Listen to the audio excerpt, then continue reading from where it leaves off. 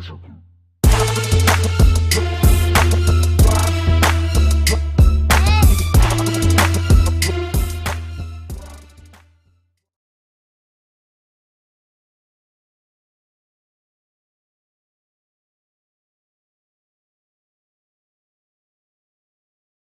Durant just falls.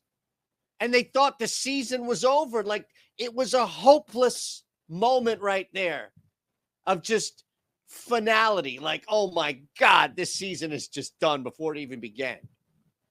Now the Philadelphia 76ers are going through this, a metaphor of what has happened to Philadelphia.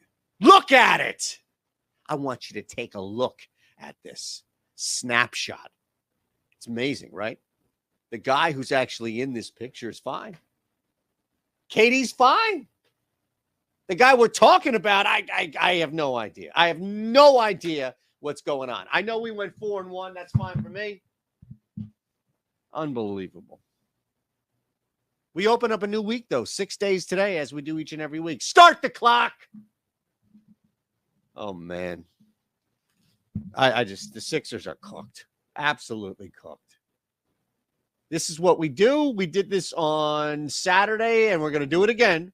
We've got 2 games, 2 picks inside the game.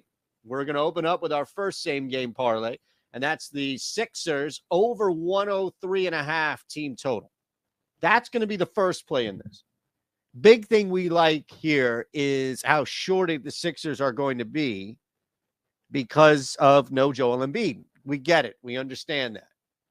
But more importantly, I've seen, like, the problem is defensively. The problem isn't getting buckets. I'm not saying they're going to score 130 on Boston, but Boston, we know, is susceptible to some runs. You can get up and down on Boston. The problem is you can't stop Boston, especially without Joel Embiid, right? Yeah, right. So this is an opportunity for guys that have played quality minutes that normally in these situations on other teams don't get the quality regular season minutes that, like a Shake Milton, George Niang, guys like that. And look, it's going to be more minutes as well for Harden and Maxey. We're under 7.5 rebounds for Tobias. Now, this is already moved to 6.5 on the DK line, but we're going to push this at 7.5 at -155, back where it was initially. We don't see Harris being an impact player. Way too much pressure on a guy like Harris. Harris is great when there's no pressure. Harris is great when, like 6 guys are out and you've got a 3-0 series lead and you can rely on Tobias Harris for just slamming in that final nail. When you're creating the architecture of it, no. And this is just a brutal matchup for him. Offensively, defensively, it's just a bad matchup all around. I don't care who it is that he's going up against. So that's our first one here. Let us go. Game 2. Suns, Nuggets. We're going to take 4. It worked for us with Miami. We're going to take the dog here again. But let's see what we got. Same game parlay, right? 4.5. Look at this. 4.5. Love the Suns here and this opportunity to keep things close. I don't anticipate as sloppy of a game, as ugly of a game as it was at times, especially from KD. Massive amount of turnovers there. But Denver is not just easily beatable, or can you just expect Phoenix to hang throughout? Chris Paul, you would expect a better game there. And ultimately, this means Devin Booker has to get going faster. There just needs to be more from Devin Booker. And you get those two where Durant is not turning the ball over every other possession and Booker has turned these things around, then you're in a good spot to just keep this thing close. And I know, like, 4 points hasn't mattered a ton in these playoff games. Like, you're either winning or you're not. But as we get deeper, that's going to matter. Next up is Jamal Murray. And we're going to go under assists here, specifically 6.5 at -115. We don't need to get cute. We don't need to do anything of the sort. Just plus 210. So now you've got 2 right there. Look at that. That's already dipping. I wonder what dipped. Under 6.5 dimes for Jamal Murray. We anticipate him getting back to that 4.5, 5 range, staying under 6.5. This bumped up because of the 9 that he dished out in game 1. But as we know, that wasn't a typical assist game from the Joker either. And I do think that it correlates. I would think that specifically Jamal Murray, less assists, would correlate to Nikola Jokic more. And I don't even want to call it a bounce back, just expecting more volume from a guy like Jokic in assists. 5, you get me 8.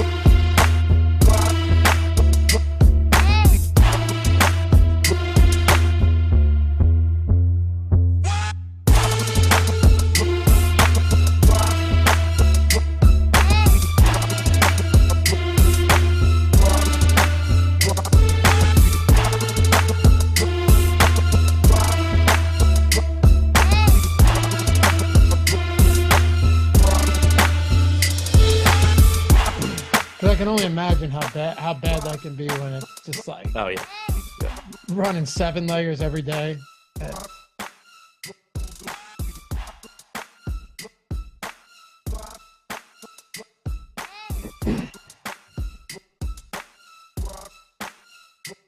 Yo, good afternoon. Welcome to the Stochastic.com NBA Deeper Dive presented by No House Advantage. I am Dave Loughran at Lafayette_D, joined by Adam Scherer. Ship My Money DFS with a little 2-game action today.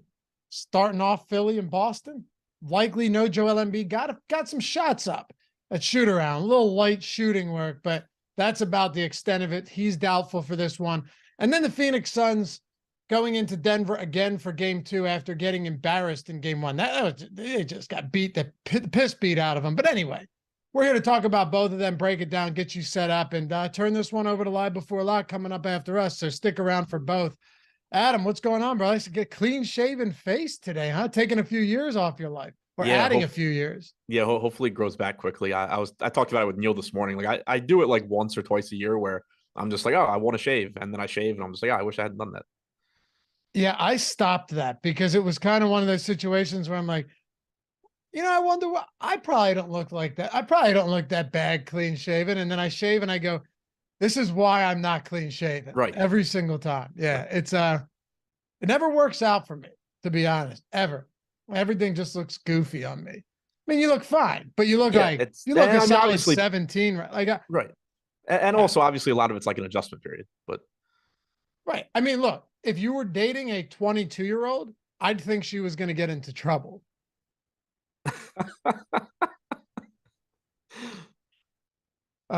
Anyway, how you feeling today, dude? What do you think of these 2 games heading into game 1 in Philly? You think they got a chance? I mean, so do you think Embiid plays? I think he's probably lobbying like really hard to play, but I don't think he does. They said they have optimism about game 2. So, and like, why would he even be in Boston if there wasn't a shot that he plays one of these games? I guess you could just sit on the bench, but yeah, I don't trust Doc Rivers at all. Like, me neither.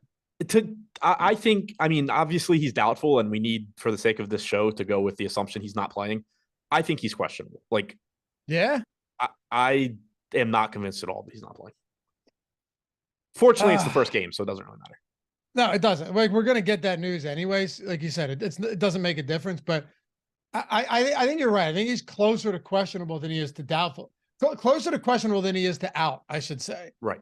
We'll yeah, I think that's like, I feel like he's on like the wrong side of questionable, basically. Like I don't believe he's doubtful in the sense that like nobody ever plays when they're doubtful, except for Joel Embiid here.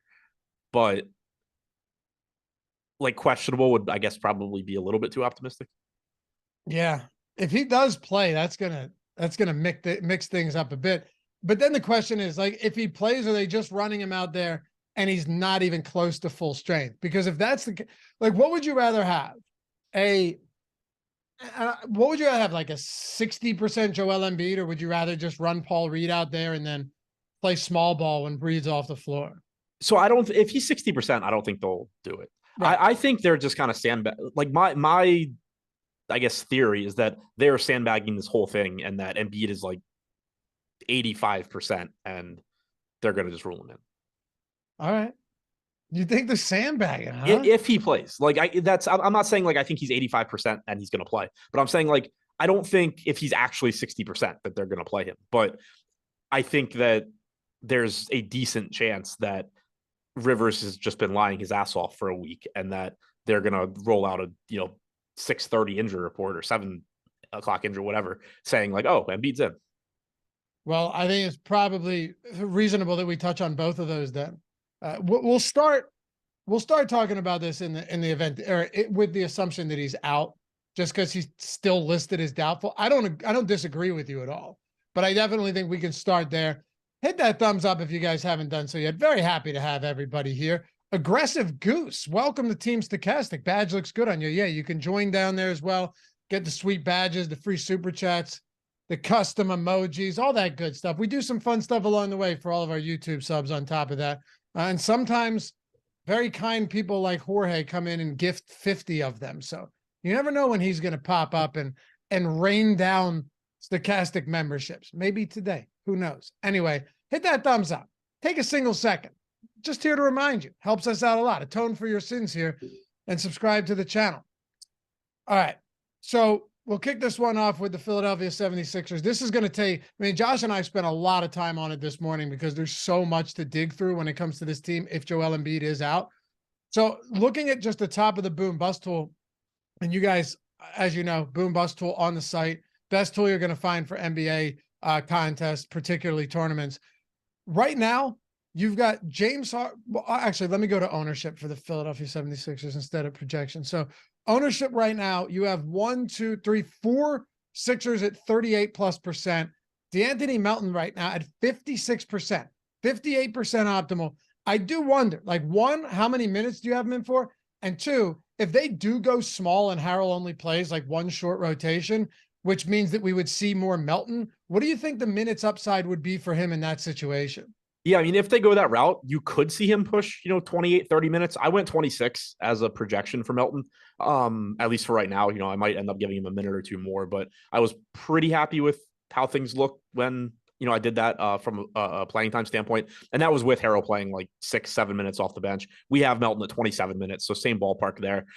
It's more a price play with him because you don't have a ton of good value on this slate with it being a 2-gamer in the postseason. He is only 4K, shooting guard, small forward. So if you're expecting 26, 27 minutes, and then if he plays well, certainly you could get a little bit more. But if you're expecting 26, 27 minutes at 4K, he's just going to be a good point per dollar value. Yeah, Jorge just came in and gifted 50 memberships. You're the man, Jorge. You're the man. I was not trying to solicit anything there. I just thought, who knows?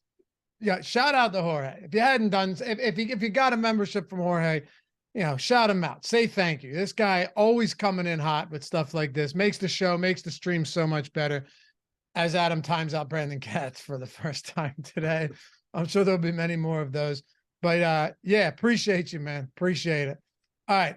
So let's get into Melton a little bit more than outside of just minutes. Are you on board with the 56% ownership? Because he is super cheap. He's got shooting guard, small forward eligibility. And, it's likely that he's going to see a decent amount of opportunity in the event, of course, that Joel Embiid is inactive.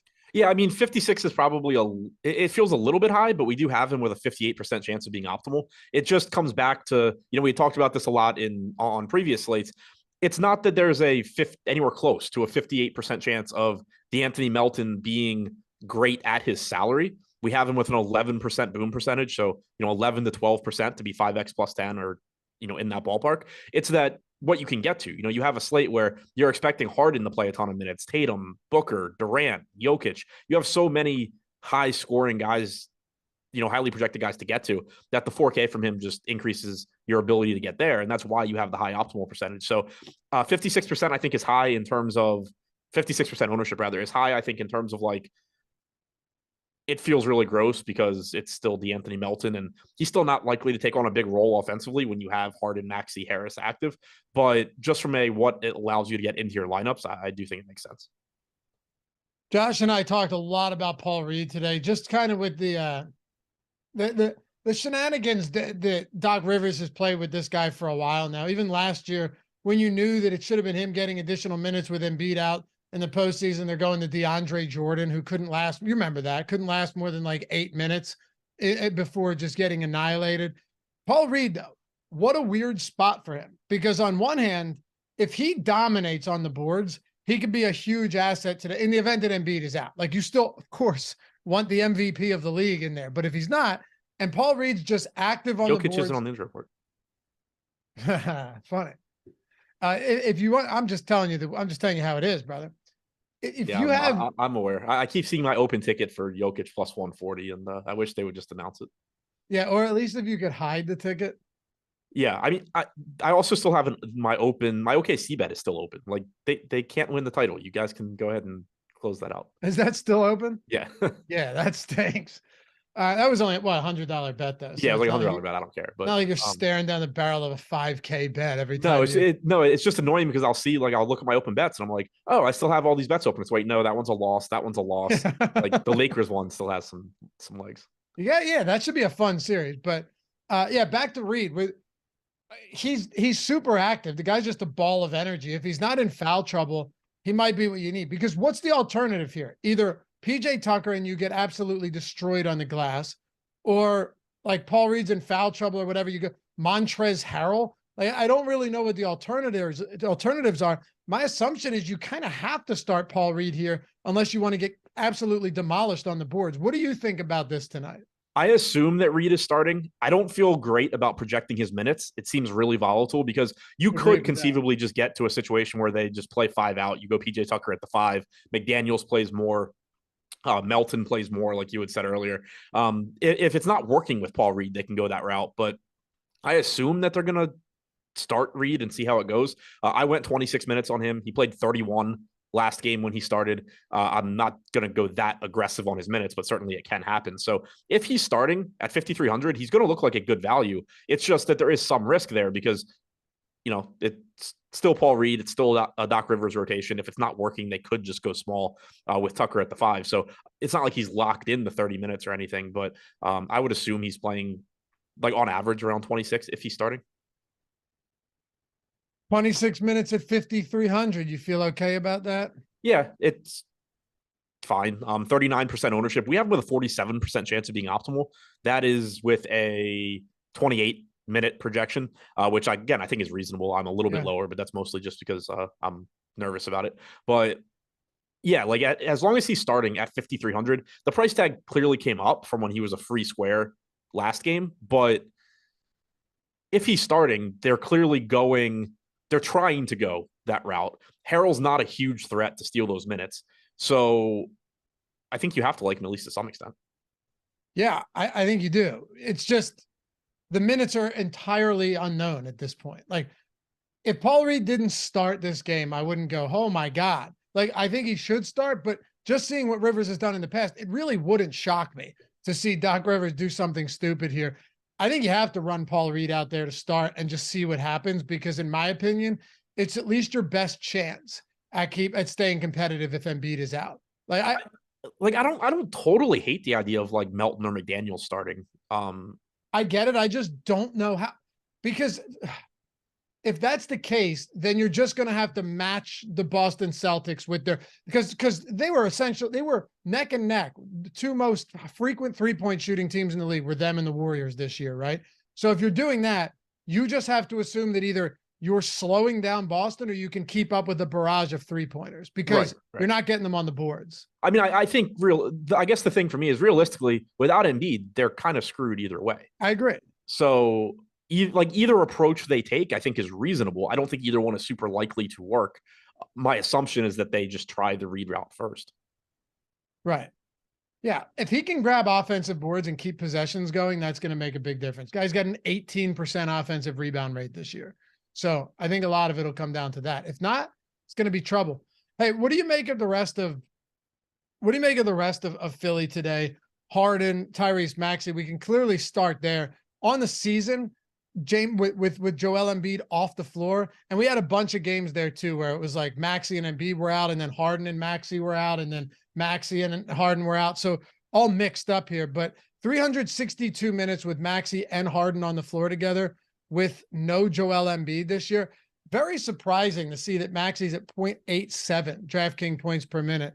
Harden's at 1.35. I really thought Maxey was higher than that with Joel Embiid off and Harden on this year.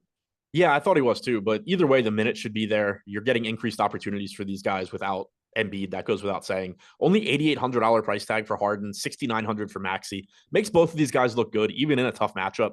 It's nice that you're getting a little bit of a discount there. On the Phoenix, Phoenix, you have Durant and Booker playing huge minutes. They're not that much more expensive than Harden, but at least you're getting a $2,000 discount off of Jokic at the top. You're getting, a discount off of Tatum on the other side of this game as well, about $1,100 on DraftKings. Maxey at $6,900, probably playing 38 to 40 minutes. There's still some value there. And then Tobias Harris should see an uptick in rebounding with no Embiid. You should see an uptick in usage without him as well. So 6,400 looks decent for Harris as well. Harden and Maxey would be the first two I get to ahead of Harris out of those three, but all three of them look like good plays without Embiid. If Embiid's in, then obviously your interest in them all go down. Harden would still certainly be playable. Maxey and Harris would be a little bit more difficult. So Sean said, please stop with the Doc disrespect. Rivers has done wonders in Philly. Like what? It's just honest question. What has he done? They haven't gotten out of the second round. They lost to the Atlanta Hawks in 7 games last year. Just curious. I mean, Adam, if I were to ask you, what are the accomplishments? And this is not a leading question. I'm honestly like, what would you say Doc's accomplishments have been in Philadelphia? Having James Harden and Joel Embiid on his team. Yeah, I mean, he's not. I guess you could say he's not Brett Brown, but I'm not sure. I'm not sure he's any better than Brett Brown. If they, I think most NBA coaches are kind of just a function of their players, like sure, with a few exceptions. What do you think, Steve? And like, I'm not even shitting on him. I'm not a huge Doc Rivers fan, to be fair. We'll see what happens in this series. We'll see, because so far, nothing really to write home about in the Doc Rivers saga since he's been in Philadelphia. It's not like they don't have any players. What do you think? How do you think Steve Kerr would be if he went to a team that was just average? Like, I don't know if people would just expect Steve Kerr to turn an average team into a bunch of superstars who are, putting a ring on every finger. Right. That's like, I'm on the same page. Like, do I think that Steve Kerr would suddenly be like clueless? No. Do I think he can go turn some shitty team into a contender? No. But that's the case for like pretty much every coach. Who do you think the best coach in the league is? Spoelstra. Yeah, that was a quick answer. He probably is. Do you have a worst coach in the league? You can say Doc Rivers. No.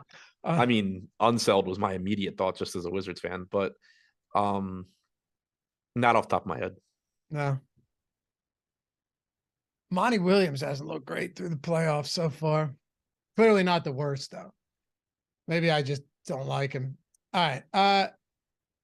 Let's talk about let's round out the rest of Philly. Is there anybody else for Philly that we should be looking towards today? Because we got to most of these guys. Then you're just basically getting down to the McDaniels, the Tucker, the Niang, and those type of guys where it's going to be real tough to get there. They're basically minimum salary. McDaniels and Niang are essentially at the floor, but that's the only real thing you can say about them. PJ Tucker's 3,700. Maybe he gets some significant additional run with Embiid out if what they're doing is working and they go small potentially, but it's still PJ Tucker who's producing like a half a fantasy point per minute on a good day. Yeah, I mean, it's tough to want to really get to any of those guys. McDaniels is pulling 20% ownership just because he's 3,200. He projects for 13 fantasy points. His boom percentage is essentially non-existent. So it's just a spot where from a median standpoint, it's opening up other stuff. And, you just hope you kind of get lucky with McDaniels. Tucker, sort of the same thing, 10% ownership at 3,700. So he is a bit more expensive. But yeah, the minutes should be there in the sense where, McDaniels is probably playing upper teens. Tucker probably playing upper 20s. If the game goes small, both guys would be likely to benefit, but you're certainly not going to feel good about putting either one into your lineup. McDaniels, playing fewer minutes than Tucker, but he is a better point per minute guy. All right. How about the Boston side? By the way, guys, all these tools we're referencing, whether it's the boom bust tool or the ownership projections, all that's 50% off everything. The lineup generator too, that's less than $4.50 a week. if you wanted to check that out. I know with the screenshots we've been getting, people see a ton of really great results with those as well. 50% off. That's not just basketball either. If you wanted to go everything, get the top pitchers tool, the top stacks tool for baseball, all of the tools, all of the data, all the ownership for UFC, NASCAR, PGA.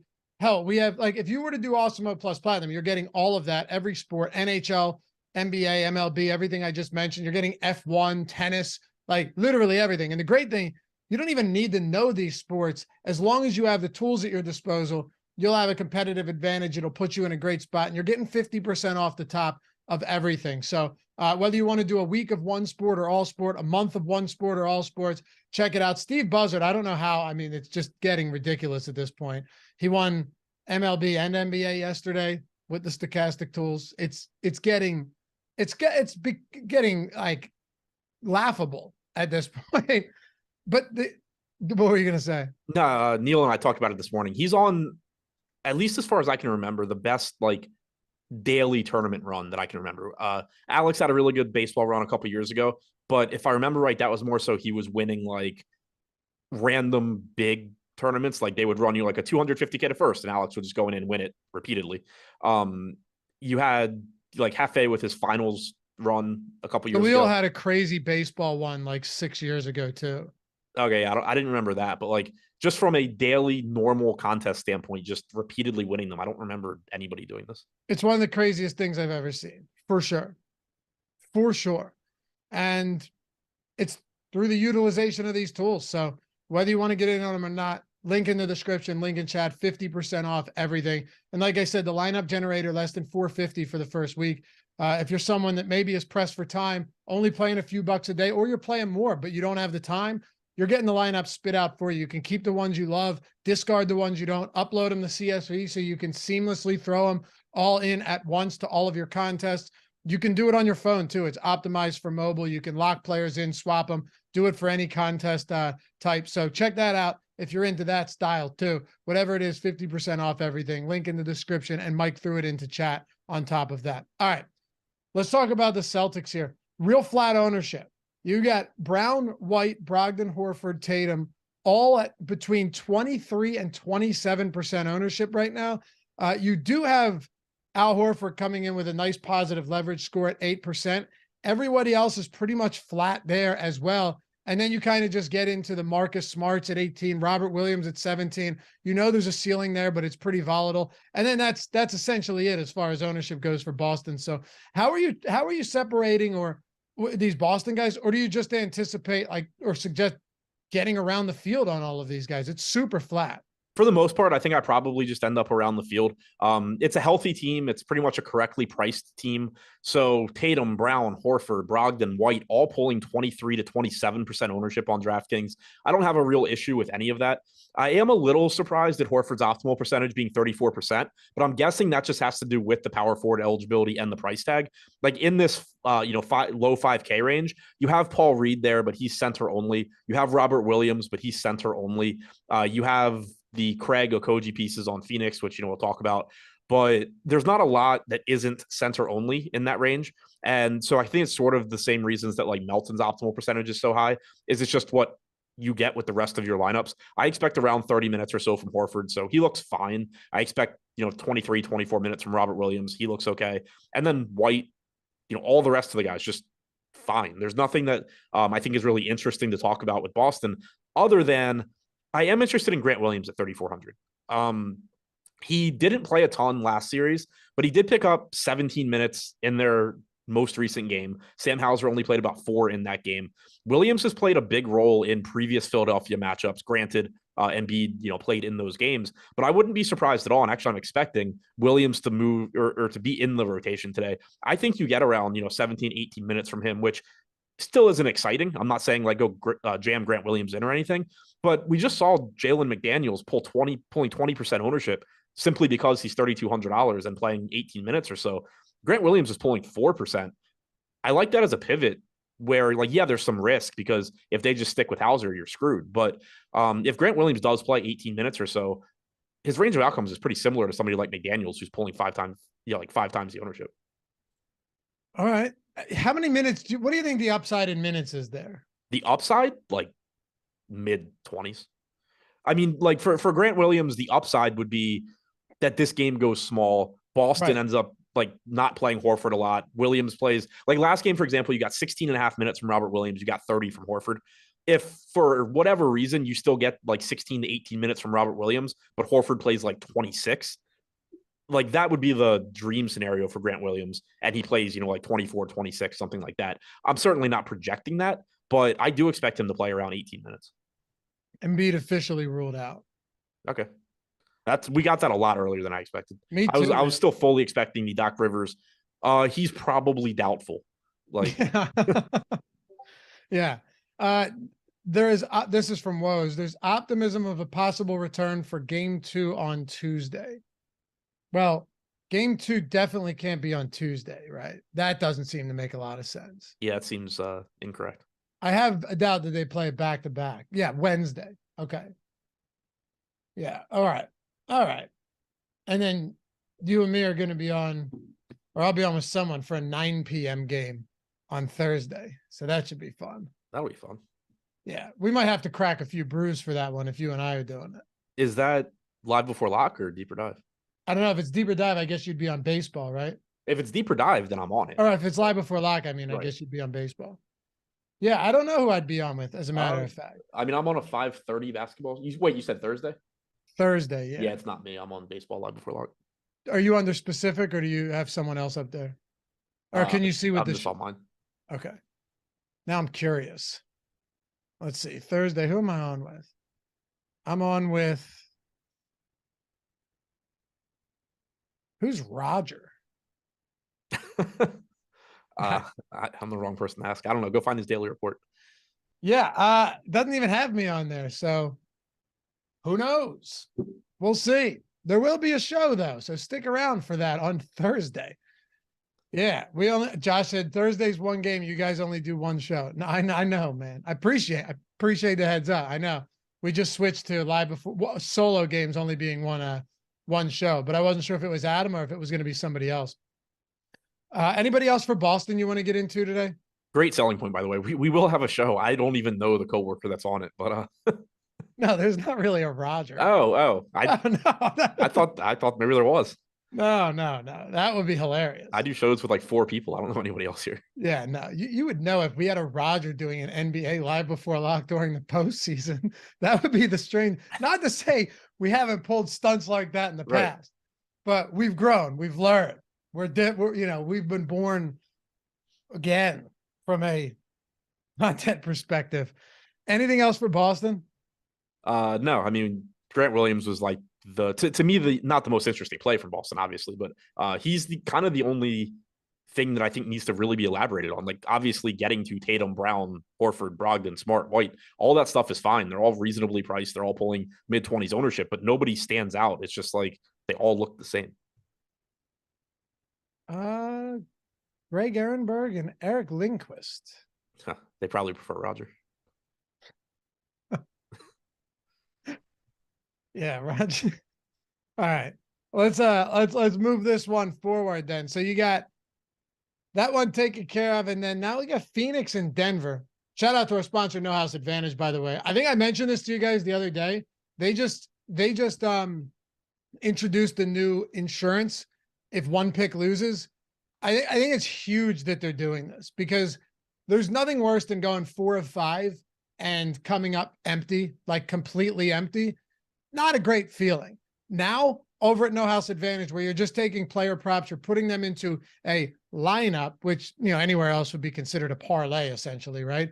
Putting them into a lineup. If you hit 5 of 5, you're 21x. You hit 4 of 4, you're 11xing. But now, and of course, first match deposit bonus, 100% up to $100. So if you use the link in the description or in chat, you put $100 in, now you got 200 in your account. You put 10 in, you got 20. You put 50 in, you got 100. So take advantage of it, maximize it if you can. Doesn't matter if you can't, but if you can, definitely maximize it, because these promos are huge and they help to build the bankroll and sustain it.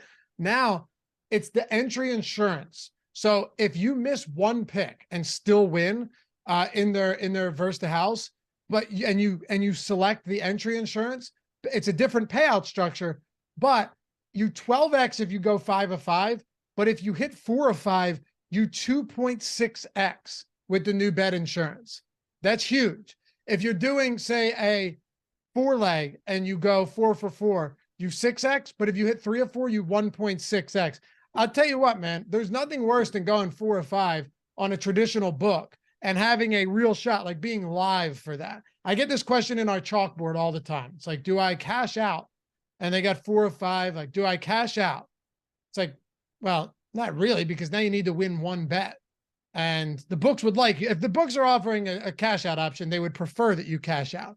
But the reason they ask that question is because if they lose that, then you're done. You got nothing. In this case, even if you could cash out, nobody's going to be asking, should I cash out with bet insurance? Because if you miss it, you're still 2.6xing on the day. You're still building your bankroll. It's a huge feature. To be honest, No House Advantage, you should have done this forever ago, but I'm glad you've implemented it now because it's going to make things way better over there. So first bet insurance, or the entry insurance updates, the structure, I laid it out for you. You're getting the first match deposit bonus up to $100, or you could just say, fuck it. I'm not going with the entry insurance. I'm trying the 21X and I'm going 5 for 5 here. You could do that or play a little bit more conservative and prolong and sustain that bankroll. Any way you want to do it. They're doing big things over there. First match deposit bonus up to $100. Link in the description and in the chat. Oh, and we got the Pick'em Pro tool as well. That's going to help you out immensely with getting the right picks here. All you do is sort by expected win percentage, and you've got everything right there for you. Simplest way to find the best plays every day, the best props every day at No House Advantage and all of the other Pick'em sites as well. All right. Let's talk about the Phoenix Suns. Did you watch that game the other day? I went on a tangent this morning about the Phoenix Suns. I don't think I did. Okay. Well, dude, Chris Paul attempted 5 threes, right? And the Nuggets were draining them. Just Murray lighting them up. The whole team was lighting them up. Nikola Jokic torched them in the paint, anywhere around the basket, just annihilation. Do you know who was second on the Phoenix Suns in 3-point attempts that game? Behind Chris Paul, who had only 5. Oh, yeah. So I knew they had 5 3-point attempts in the first half. Shamit? Damian Lee had 4 in 12 minutes. I don't know. It didn't make a lot of sense to me. I was ranting this morning about how like Chris Paul missed Kevin Durant on wide open looks time and time again and was throwing them to like Torrey Craig and unsurprisingly not converting them into assists. And there were times where in the half court, Durant was just standing around with his hands in his pockets if he had them. Like, all right, what am I doing here? There's nobody around. And he only attempted 19 shots. Josh and I had the thing today. It's like, what do you do differently? You get Kevin Durant the ball as much as possible today, but I don't know if they will. Right. I mean, you would think they just need to get the ball in Durant and Booker's hands as much as possible. And not directing this at you because obviously they do need to shoot more threes. I did sort of like, because everybody's like losing their mind during this game on Twitter. It actually kind of reminded me with the way people talk about running backs now, like in the NFL draft, where everybody just like parrots the same thing without actually realizing that like context can sort of change things. Like having Durant shoot mid-range shots is actually good because he's so efficient. Like the reason that 3-pointers are better than mid-range shots is most people can't make mid-range shots at a high enough rate. Durant can. So like you just see people blindly freaking out on Twitter because like the Suns keep taking mid-range shots when they have Kevin Durant and Devin Booker. Not to say they shouldn't shoot more threes. That just kind of like reminded me of the whole running back thing where like, no matter what, running backs are bad. Like no matter what, mid-range is bad. But yeah, you clearly need more opportunities for Durant, more opportunities for Booker, more threes in general. Durant still, went out, scored 29 points. He was efficient, played 36 minutes, lost 5 minutes to garbage time. I expect huge playing time from him and Booker here, assuming this game does remain competitive and that they don't get blown out again. I think it's likely you're getting north of 40 minutes from both of these guys. They've both averaged about 42 minutes per game in the postseason so far. They both were tracking north of 40 last game. If you get the garbage time minutes, Booker ends up at 45, Durant ends up at 41. Obviously, you could make the case that, if the game wasn't a blowout, Booker probably sits at least a couple of minutes in the fourth quarter. So, maybe he plays like 42 or 43. But either way, I think these two are likely to play more minutes than anybody else on the slate. And the salaries are reasonable. 9,200 for Booker, 95 for Durant, 25% ownership to them. They look good to me in tournaments. I think that from a cash standpoint, you're probably going to end up having a more difficult time getting to them. Yeah, I don't care about Durant's plus minus. He played a good game, and he was underutilized, and it was very strange. People were furious that Landry Shamet played another like 14 minutes or whatever it was, and I think Payne plays today. Was minus 700. What'd you say? I think Payne plays today. I mentioned that this morning as well. I don't know. Josh had mentioned that maybe he's just not 100. Maybe he's not healthy. But he did play garbage time. Right. That's what confused me. Me too. Right. But his point was that like he can play, but he's not himself. Sure. So maybe he's not helpful out there. But at the same time, maybe you still wouldn't play him in garbage time because you're just mopping up. I don't know. But yeah, and I don't think it matters too much for DFS. Like I'm not expecting Payne to just go out there and take like all of the Lee plus Shamet minutes and play 20 or anything. I think it's likely that you see either Shamet or Lee get kicked out of the rotation and Payne take those like 10 to 12 minutes. But I don't think that really makes much of a difference in DFS. I think you make a good point though about like people bitching about the 3-point shooting and the mid-range shots when, you know, Devin Booker, clearly someone that crushes from there, Kevin Durant as well. The problem was that at no point in that game could they make any inroads, right? Like the closest they would get is 12, 13 points. Then the lead would balloon back to 17, 18. At that point, you might have to start, you know, finding ways to get points fast. Right. Yeah, for sure. And yeah, not disagreeing with that, especially with the way the game was going. It was just more the notion where it's just like, oh, you can't win with mid-range, but the Suns keep taking mid-range shots. It's like, yeah, though the Suns can win with mid-range. They're about it. Yeah. Hit that thumbs up to almost at 200. Appreciate you guys coming to hang out. We got over 1,500 people hanging with us for like a brand new series, Philly, Boston, game 2 of Phoenix and Denver. Phoenix desperately needs this one. They're 4-point dogs here. And I think this game stays more competitive than last game. They just never kept it close at all. But let's dive into this a little bit. Pulling them up in the boom bust tool, looking at the Phoenix Suns right now. Highest ownership, DeAndre Ayton, 41%. This guy's about to fall through the 6K floor and end up in the sub 6K at some point soon. But here he is, 30 minutes last game. Another, you know, underwhelming performance. This postseason, what's his per minute production this postseason? 0.95. Okay, 0.95. And I'm assuming, how many minutes did he lose in garbage? Did he lose 5 too? Are we assuming? I didn't look. Yeah, he subbed out the same time as Durant and Booker. And he had just come back. So he would have played 35 minutes in this spot. Yeah. Yeah, and he's averaged 33.7 per game in the postseason. I expect him to play around 34 minutes or so here.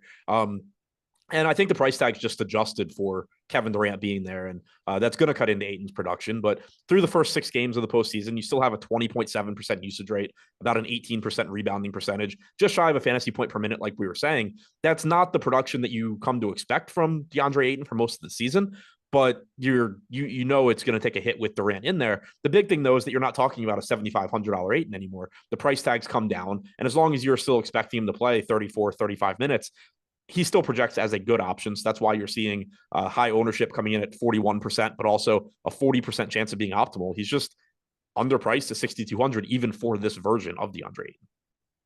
Did Brandon Katz's dad, this profile, did that become the new Brandon Katz? It appears everyone has turned on the Brandon Katz's dad account now, Adam. I don't know. I haven't really paid attention to it. It's not as like annoying as Brandon. It's not really creative. It's just like, it's dumb, but it's easy to ignore. I mean, I guess props for using the word incel at one point, but I didn't see it.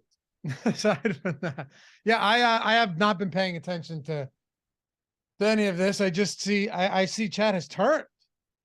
See, people are not happy. Do you see yourself getting? I was sorry, I was reading chat, so forgive me if I missed what you were saying. But with Ayton, are you in agreement with the 41%? Yeah, I think it's fine just because of the salary. You know, again, if you were 7K, 7,500, you wouldn't have that same level of interest. Checking now, just because I actually don't know off the top of my head what he is on FanDuel. But obviously, you can only roster the one center there. He's 6,700. So you have a lower optimal percentage, 27% there compared to 40 on DraftKings, 33% projected ownership there. You know, it's just totally different. He's still a good play, but it is different because if you roster him, you don't have Jokic, you don't have Reed. So the opportunity cost is just higher on FanDuel by a lot. All right, so let's dive a little bit deeper into this one where you've got Chris Paul, Kevin Durant, Devin Booker. Devin Booker and Kevin Durant both in that, low to mid 9K range. The one thing we know about both of them, though, is that they're going to play a ton of minutes. Durant was pacing, 41 last game? Yep. He had been playing even more minutes than that. Dude, that Clippers series, 45, 44, 42, 45, and he fouled out. No, he didn't. Not the one. That was turnovers. I was going to say, I don't remember him fouling out. 42, 45, 44. So, he's just going to play an absolute ton of minutes. Josh said he's not getting to him today, just given, casualty of the slate, to steal your phrase. What are you doing with guys like him and Booker, who we know are going to play a shit ton of minutes, but there's also a lot of other great plays on this slate? Right. I like him and Booker in tournaments. I think they're much more difficult to get to in, small field stuff or cash games, because they are relatively unlikely to be optimal. 28% for Booker, 15 for Durant. I'm a little higher on Durant, but the point stands. You compare that to guys that we've talked about previously that are just better values, and then you have guys as pay-up options that just project better. So it's tough to prioritize them, but that is sort of what makes them appealing in tournaments. Is you still can get Devin Booker just going out there and going nuclear. Same goes for Kevin Durant. It's not hard to imagine a game where one of those guys just puts up a game you have to have, where you're watching and you'll probably know it in the first half where it's like, shit, this is a Devin Booker game and I don't have him, or this is a Kevin Durant game and I don't have him. From a median standpoint, you have to account for them cutting into each other a bit and eating into each other's production. But from a one game sample standpoint, you can very easily just have a game where Kevin Durant takes over or Devin Booker takes over. And that's the appeal in tournaments. How do we want to approach some of these kind of peripheral guys? Kogi's getting 30%. We'll get to Chris Paul in a second, but Torrey Craig's getting 10% today. Landry Shamet and Bismack Biyombo, I think I know they're getting 4%, so they're there, but those feel like pretty clear stay away spots. I'd almost rather just gamble on dirt cheap Sixers players and hope Doc Rivers does something different, because I have a very difficult time believing you can run Biyombo for any significant stretch of time. And Landry Shamet is quickly playing his way out of that rotation, and this is a huge game. I'd be more inclined, if I'm gambling in that route, to either, like you said, be going to the Sixers. McDaniels is the one getting ownership there, but you have McDaniels, you have Niang, where there is at least a path where Philadelphia changes up their rotation and those guys get minutes. When you're talking about Phoenix, like, they're not going to just play Bismack Biyombo over DeAndre Ayton. Maybe Ayton gets in foul trouble, gets ejected, something like that, and Biyombo ends up being good. But it's not like you have the volatility where it's just like, oh, we got an unexpected rotation where Bismack Biyombo took DeAndre Ayton's job. That's not going to happen. With Boston, we talked about Grant Williams, where there's no guarantee he gets enough minutes to matter, but you could at least see a different rotation from Boston. So I do prefer going to those types of guys as opposed to Phoenix, where you are talking about essentially pure backups. Like you said, Shamet's been playing poorly. There's no guarantee he's even in the rotation today. You could get Payne taking his minutes. You could get Payne taking Lee's minutes. You could get Landale taking Biyombo's minutes. Biyombo didn't play the second half last game. Landale did. It just creates a situation where it's really, really hard to find the playing time upside for these Phoenix end of the bench pieces. Okogie, assuming he starts again, is a good value at 3,800. Clearly, you're not expecting a lot from him offensively, but he can stand in the corner, take some open threes, pick up some defensive stats. He's only 3,800. I do think the ownership gap between him and Torrey Craig is a little bigger than it should be. You got 24 minutes from Craig last game. Now, we didn't get to see a closing lineup there, and Craig did play a bit more in the second half of the blowout. But even in the first half, Craig played about 10 and a half minutes. If you're talking about some sort of split where it's like 26 minutes for Okogie, 22 for Craig, something like that, a 3-to-1 ownership discount is pretty wide. So I think Okogie is the guy that you, assuming he starts, that you trust a little bit more from a playing time standpoint. But I think the gap in ownership is a little bit too wide between him and Torrey Craig. All right, last one, Chris Paul. I really did not think Chris Paul played a particularly solid game last time out. Just seemed like that court vision was off, but that's besides the point. Terrible per minute production in that game. He's still going to play a lot of minutes, though. He's 7,100. Once again, semifinals, game 2, on the road, looking to avoid going down 0-2. He is 31%, though. Second highest owned player on the Phoenix Suns today. And if you're just looking at ownership in general, he's like the 9th highest owned player on the entire slate. Yeah, he's just too cheap. Like it's like a point guard DeAndre Ayton. Chris Paul didn't play well at all last game, but 6 games in the postseason, just shy of a fantasy point per minute, 37.5 minutes per game. I expect him to play 37, 38 here. Could certainly play more, if the game is competitive down to the wire and he's playing well. But if you're expecting 37, 38 minutes from Chris Paul, even playing with Durant and Booker, getting around a fantasy point per minute, it's just that the salary is cheap enough where he still projects well. So that's why you see about 32% ownership coming in with a 31% chance of being optimal. Again, just I think basically the point guard version of DeAndre Ayton, where am I concerned because he's sharing the floor with Booker and Durant, and it's very easy to sort of disappear with those 2 guys on the floor? Sure, but you're just paying the price tag that accounts for that now. There's 2 Brandon Katzes in chat now. What are you going to do now? I just stopped looking at chat. It's very easy to tell which one is the real one. Very extremely. What? I said extremely. You figured it out too? It's not hard. No, not at all. Everybody should know at this point. It's been long enough. All right, let's talk about the Denver Nuggets. This cat saga has really become something insane. Also, if you guys are into sweating bets and sweating DFS and being around a bunch of like-minded individuals who enjoy it as much as you do, our Chalkboard app, totally free. Let's just assume you're not a premium sub, you don't have Discord access. We're always hanging out in the Chalkboard app. Always. We got almost 1,800 people in there. We just started it up last month. So shout out to all you guys who are in there already. The link for that's down below. It's free. It's always going to be free. All the picks, everything's free. There's nothing attached to that. We're just trying to, build a nice community, a free one at that, where people can hang out outside of YouTube comments. And I promise you, a lot less toxic than this YouTube chat is at times. So you can sync all of your sports books to it. All the box scores are within the app. It's a very, very cool app. So check it out. If you hate it, it's $0. We'll refund your misery, which is also $0. So check it out. Come join us. Say hello too. Shout out to everybody in there and say what's up. I'm new here. You'll get a warm welcome. Join the Chalkboard. Join the Odd Shopper Chalkboard. We'll see you over there. All right. All right. Let's go with the Denver Nuggets here. Jamal Murray coming off another wonderful game. This guy's just been spectacular at home this postseason. He's been fine on the road, but you get him back home and he just ignites. It's really amazing. Look at their home games. So first one, 24, 8 and 8. That's still a nice game. Then he dropped 40. Then he goes on the road for 2. Then he comes home, 35 points, eliminates Minnesota. Game 1 against Phoenix at home, 34 points. Look, I'm not trying to say it's everything here, but he's definitely been, even at home this year compared to on the road, he's averaging 3 more actual points per game. Yeah, and just clearly healthy, playing really, really well, and playing big minutes. So far overall this postseason, about 1.3 DraftKings points per minute, about a 30% usage rate and a 30% assist percentage in 38 minutes per game. Still just a very, very appealing price tag for him at $8K. 45% projected ownership, 37% chance of being optimal on DraftKings. On FanDuel, 31% ownership, 27% chance of being optimal. That's at a $9,200 price tag. So more difficult to get to him on FanDuel for sure. But even at that salary, you still have a ceiling just because he's fully capable of going out there and taking over this game and taking on the bulk of the offensive workload, if the Suns are paying more attention on taking Jokic away.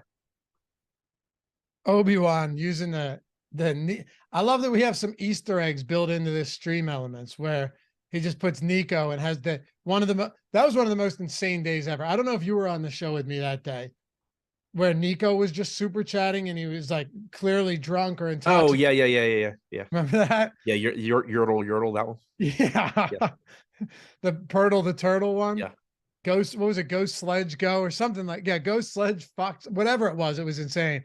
And apparently we've got little Easter eggs that you can prompt in there. Good. Do we have some more? I know we got a Brandon one. There must be some other ones slipped in there that Jordan has made along the way. Forgot all about Nico though. Jeremiah said Embiid out, fellas. I've heard nothing about that. Go to the part where we talked about Philly. Yeah, we spent the first 30 minutes on that, I think. Yeah, he's confirmed out. Doc Rivers said we'll see when asked about game 2. So that means absolutely nothing. All right. How do you feel about a 43% owned Bruce Brown today? 43% optimal percentage in the boom bust tool, though. It's basically Melton part two. Sure. 6.5% boom percentage, 43% chance of being optimal. It just speaks to the multi-position eligibility that Bruce Brown has, point guard, small forward, and the fact that you want to be getting up to some of these pay up options, and it's a 2-game postseason slate. So it's not like you have an abundance of cheap guys that you can comfortably put into your lineup. So, you got 24.5 minutes from Brown last game. Likely would have or could have played a little bit more. Don't know if he would have stayed in the close or if KCP would have come back, but you're typically going to get, 25, 26 minutes from him. You're never excited about getting there. It's just that he's a little bit too cheap, and having guard forward eligibility just makes it so sort of no matter what pay ups you're trying to get to, what positions they play, Bruce Brown can fit in there because you can play him in pretty much every position. Do me a favor. Put your hat on backwards for a second. Just do me this small favor. Why? Just do it. I bet you put 4 years on your age. Just do it. I'm curious. I guess. See, I think so. It's the flat brim. I actually look older with it backwards? I think so, because maybe not. I think, yeah, no, absolutely. Yeah. Because the flat brim with the shaven face. I think so. I think everybody agree. Yeah. Some people agree. Yeah. Malachor, Eric. Yeah, some people disagree. I think so, though. I think so. Someone said you look like one of the Sandlot kids. Which one? That's a compliment, man. Greatest movie ever made. Maybe I'm wrong. I don't know. Whatever. Had to give it a shot. Talk to me about, well, actually, let's dive a little bit deeper here into Nikola Jokic. Last game, we talked about it on the strategy show. You guys know every day of the week we got strategy, then we get deeper dive live. Why is my face just zoomed in on the screen? Yeah, yeah. Mike's just being a jerk off now. You got one game. As Josh pointed out earlier, Josh of Los Angeles, that when we have one NBA game, we only do live before lock, not 2 shows. But we still have the strategy show. Anyway, I digress. Nikola Jokic, last game. He had 6 potential assists to Jamal Murray's 13. It really was interesting to see how that offense functioned. Like they ran a lot of this through Jamal Murray, like a lot of this game through Jamal Murray. I think that could change just depending on what they're given from game to game. But what do you make of Nikola Jokic today? Specifically given that he is by far the most expensive player on the slate, especially with Joel Embiid out. Yeah, I mean, it's a situation where I think if you can get to Jokic, great. The thing that makes it tough, on FanDuel, you have Ayton and Reed as center-only options, so that increases the opportunity cost. On DraftKings, obviously, you can play Jokic with those guys, but you also can make some really good lineups where you play $6,200 Ayton, $5,300 Reed, and then you're able to pay up. It's easier to get to not only like Jamal Murray, but Durant, Booker. Like you can make that kind of build and save some ownership there. So we do have Jokic going a little bit under-owned on DraftKings, 42% chance of being optimal, 37% ownership. On FanDuel, a little bit under-owned as well, 25% chance of being optimal, 22% ownership. Again, the lower ownership and optimal percentage there just speaks to the increased opportunity cost. But certainly happy to get to Jokic if you can. The playing time should be there. Clearly, the upside is there. He's the highest projected player on the slate, which shouldn't surprise anybody, by like 12 points on DraftKings. So definitely want to get there if you can. The problem is just what exactly do your lineups look like? Because we have a pretty soft mid-range from a pricing standpoint. You have Ayton, you have Paul, you have Murray, you have Gordon on this team at 5,800. You have all of the Boston guys at like 5 to 6K, White, Smart, all of them. So you can build some really good balance lineups here. And it becomes like, what are you giving up to get to Jokic? Are you going to end up just having a lineup that looks like everybody else, where you use the Anthony Melton, you use Bruce Brown, and now you have Jokic? That's kind of going to be the tricky part in tournaments is, are you able to build Jokic lineups that not only, look good, but look different than everybody else's Jokic lineups? Yeah, pretty much. I mean, if you're going to Jokic, you're getting to who? Almost definitely, like probably a ton of Melton. You might get a ton of Melton regardless, but Melton, what are you looking at?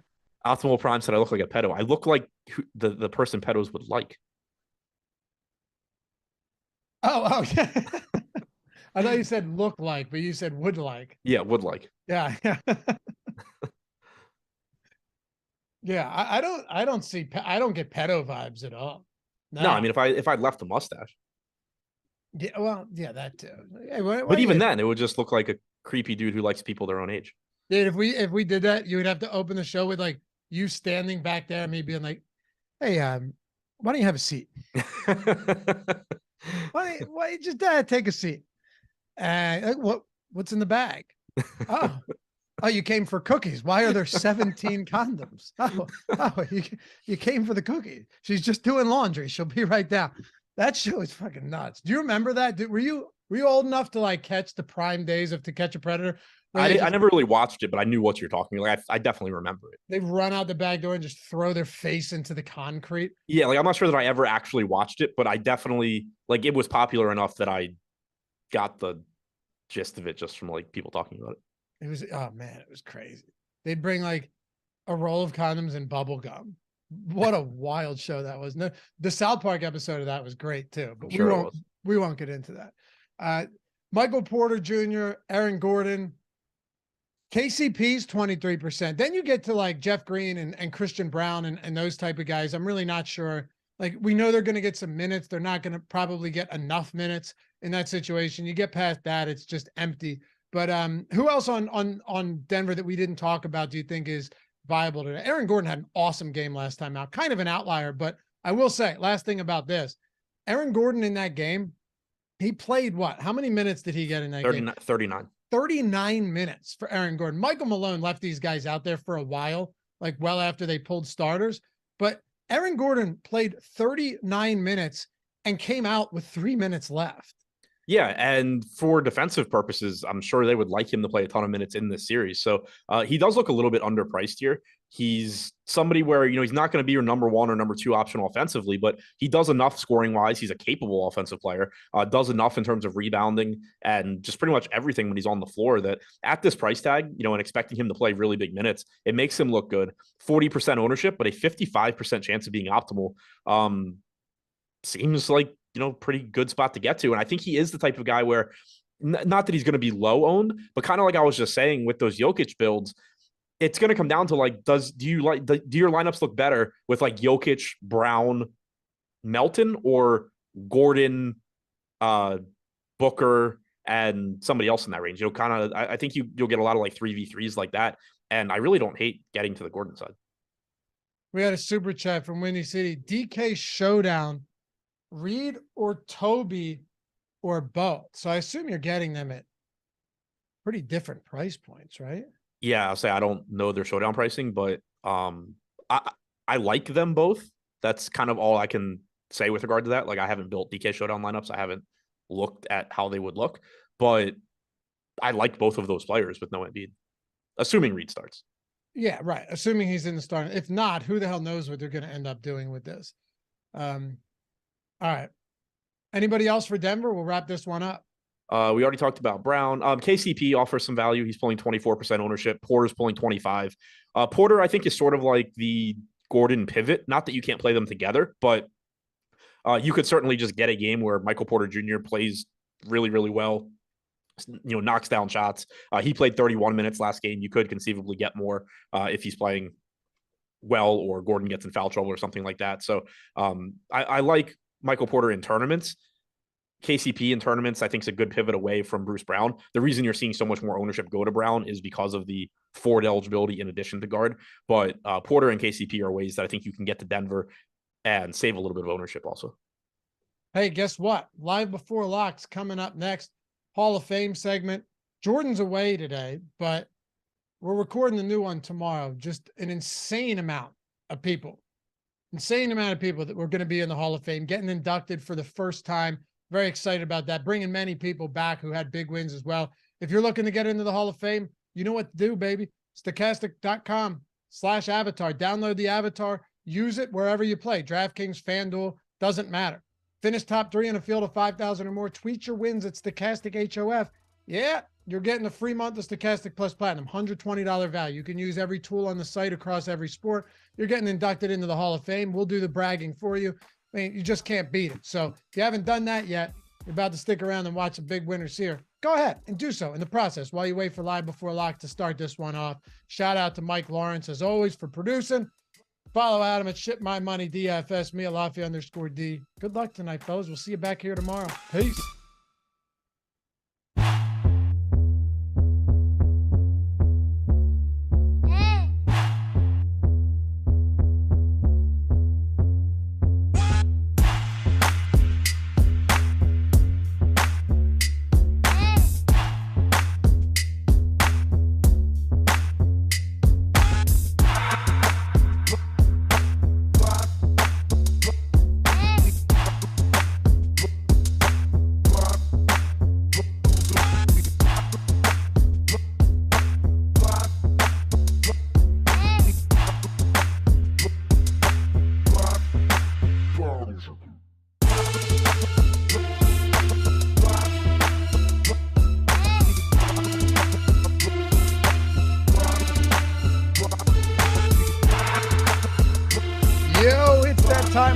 again, right here, it's Stochastic Hall of Fame. Right before you watch Live Before Lock, we're giving out some free months of Stochastic Plus Platinum, $120 value, and inducting all of you fine people into the Hall of Fame.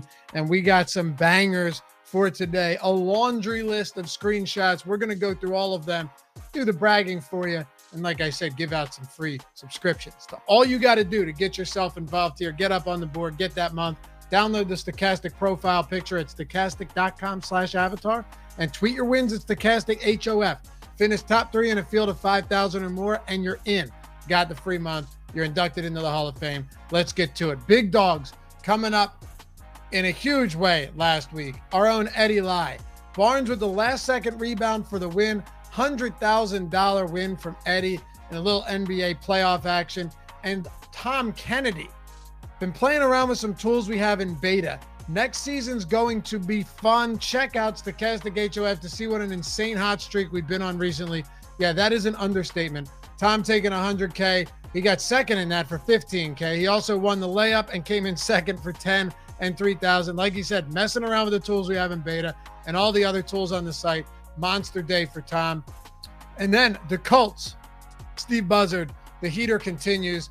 $70,000 in the shoot around. Third place as well. God, the hits just keep coming. How about Hamburglar too? Stochastic HOF. Been a while since I got a win. Listening to shows daily and appreciate all the content. $12 into over $1,000. Some NASCAR action in the Hall of Fame board today. Congrats, man. And Tim Hutchison, been super involved in our chalkboard channel. Join that, by the way. Links in the description and it's free. Been crushing on the parlays from the Bet Pro tool. Wanted to get Tim in here. Not getting the free month, but there's definitely a prideful moment. The heater continues. Pulled 8 props from the top of the Bet Pro. Went 7 for 8. And yes, I ran singles and all the 4, 5, 6, 7 pick round robin bets. Yeah, just some massive wins here from Tim. Congrats, man. Keep that going. I know you had a huge weekend in chalkboard. Ryan Golub finished second out of 55,000 in the 25-cent contest last night. Great tools led to a nice bankroll booster for a small stakes player like me. Hell yeah, dude. Second out of 55K, $250. And then Jeff Wilk. Thanks for the content. I'm sure Ben Rasa is jealous that I took this down with his boy Grillo. $1,500 in the hybrid, first place. Congrats, Jeff. Cohen, I was a Wiggins 3 away from taking down my first tournament. Shout out to Live Before Lock crew, always dropping knowledge. $400, third place in the 15K end one. Congrats, man. How about Stuart Norris? $100, third place in the Friday piggy bank. And remember, guys, doesn't matter if you're entering 5 cents, 10, 25 cents, $20 dollar contest. As long as you finish top 3 in a field of 5,000 or more, we got you. You're getting up here and you're getting the free month. Like Dave Oliver, you guys are the best. Thank you for your great content. Great ROI. Yeah, man.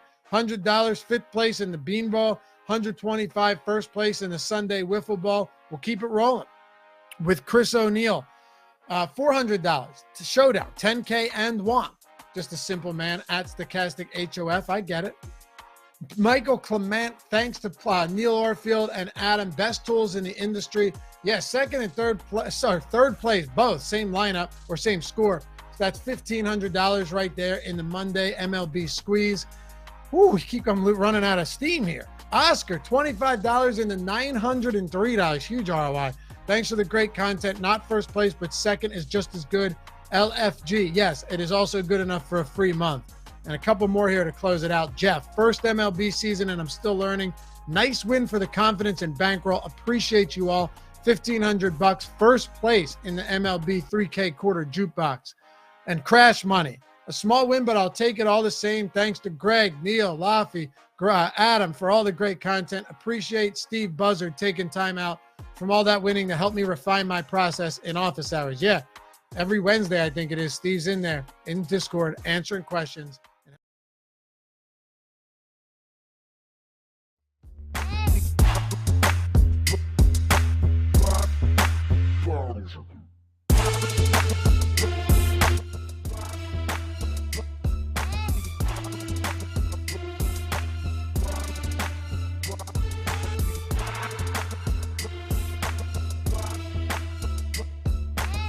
Nice.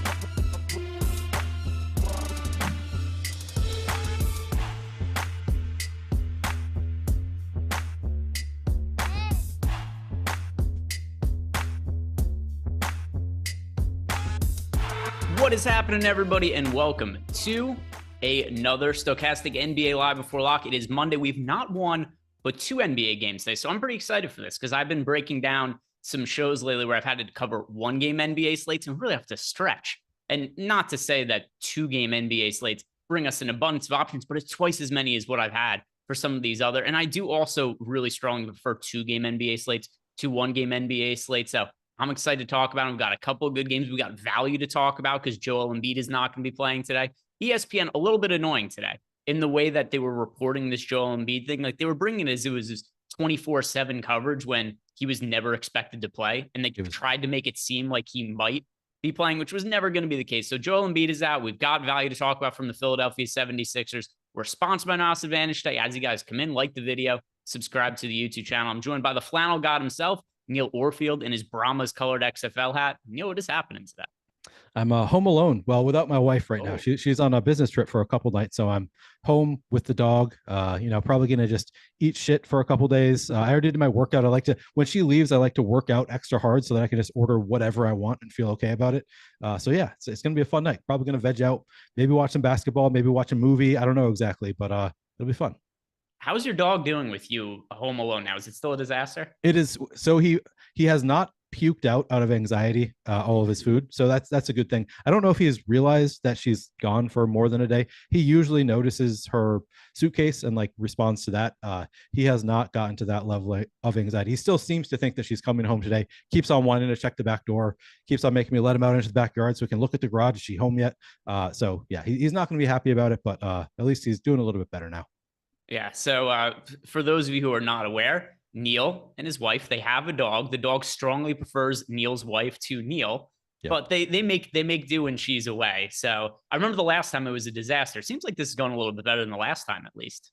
Yeah, definitely going better than last time it was like literally 20 minutes in. He immediately after she left, he went and hid under the bed. And then like 20 minutes later, he came up to me and like looked up at me with the most pathetic look on his face. And I was like, hey, do you want to go out? And then he just puked everywhere. So that's what happened last time. This time he's just upset. He's out by the back door where she left from. But yeah, still not happy. Well, at least if he throws up outside, that's a little bit better of a situation than inside. True. I wouldn't mind that. If he wants to puke, he should do it outside. Absolutely. Yeah, it should be something you guys communicate with each other about, the proper places to puke. So outside would be good. What's his name, by the way? Casper. Okay, Casper. So Casper wants to puke outside. Tell him I say that's okay. By the way, we've got some super chats that are already starting to pile in here. So let's start getting to these. And I've got lineups built out here. I've got tiers, which I already see we've got a super chat from Hannah Banana. Hannah wants to know TK tiers, best players by tier. You guys are the best. So here we go. DK tiers. And tier 1, particularly because there's no Joel Embiid in tier 1, it becomes Nikola Jokic. The other options, Jason Tatum, Kevin Durant, there's a clear ceiling in those players, but it's Nikola Jokic all day here. So tier 1, Nikola Jokic. Tier 2 for me becomes James Harden also because of the absence of Joel Embiid. It's funny, if Joel Embiid was in, I think Harden would be the least appealing option from tier 2 with Embiid out. James Harden, the guy to go to. Tier 3, Tyrese Maxey, same deal. No Joel Embiid, like getting to him there. Tier 4, I like Aaron Gordon in this spot. Tier 5, Time Lord, Robert Williams. And then tier 6, Jalen McDaniels, just another guy who's benefiting from the absence of Joel Embiid. And the options kind of thin in tier 6. If I go and look at tier 6, the players we have to choose from are Jalen McDaniels, Jeff Green. Then you got Grant Williams, Landry Shamet, Montrezl Harrell. Hard to know what to make of a lot of those guys. Jalen McDaniels, I'm pretty confident is at least going to be in the rotation today. Can't say the same with a lot of the other players in this tier. So Jalen McDaniels, that is going to be my guy to go to there in tier 6. And now we've got a super chat from Avi Schreier. Wants to know Dedmon or Harrell behind Embiid. Well, Embiid's out today, but I think I understand what you're saying is behind Paul Reed. Or are you saying, do we think Dedmon or Harrell could end up starting? So my assumption is that Paul Reed starts. Are you under the same assumption, Neil? Yeah, I'm under the same assumption. We should have that news fairly soon, but yeah, I'm working under that assumption too. So I'm assuming Paul Reed starts, and then I think it is Harrell who's the other big man who comes off the bench. I don't think it's a lock that Harrell or Dedmon play in this game, though. No. I think Harrell's more likely, but I wouldn't be shocked if neither of them are in the rotation. But I'm going to go Paul Reed as the starter, Montrezl Harrell playing the backup center minutes. But I wouldn't be shocked if we get I think Jalen McDaniels plays more center minutes than Montrezl Harrell. But how are you viewing this, Neil? What is the center breakdown looking like for you, and what do our projections say? Yeah, so I'm feeling the same way. But I think that if they go away from Paul Reed, it's because they don't want to. They want to go smaller. They don't want to play a center out there. So I'm assuming that if it's not Paul Reed, we're not going to see a ton for Montrezl Harrell. We're not going to see. We're projecting Dwayne Dedmon for 0 minutes for what it's worth. So we are projecting Montrezl Harrell for 4 minutes, but I think that's kind of a hedge. Like there's a pretty good chance he doesn't play at all.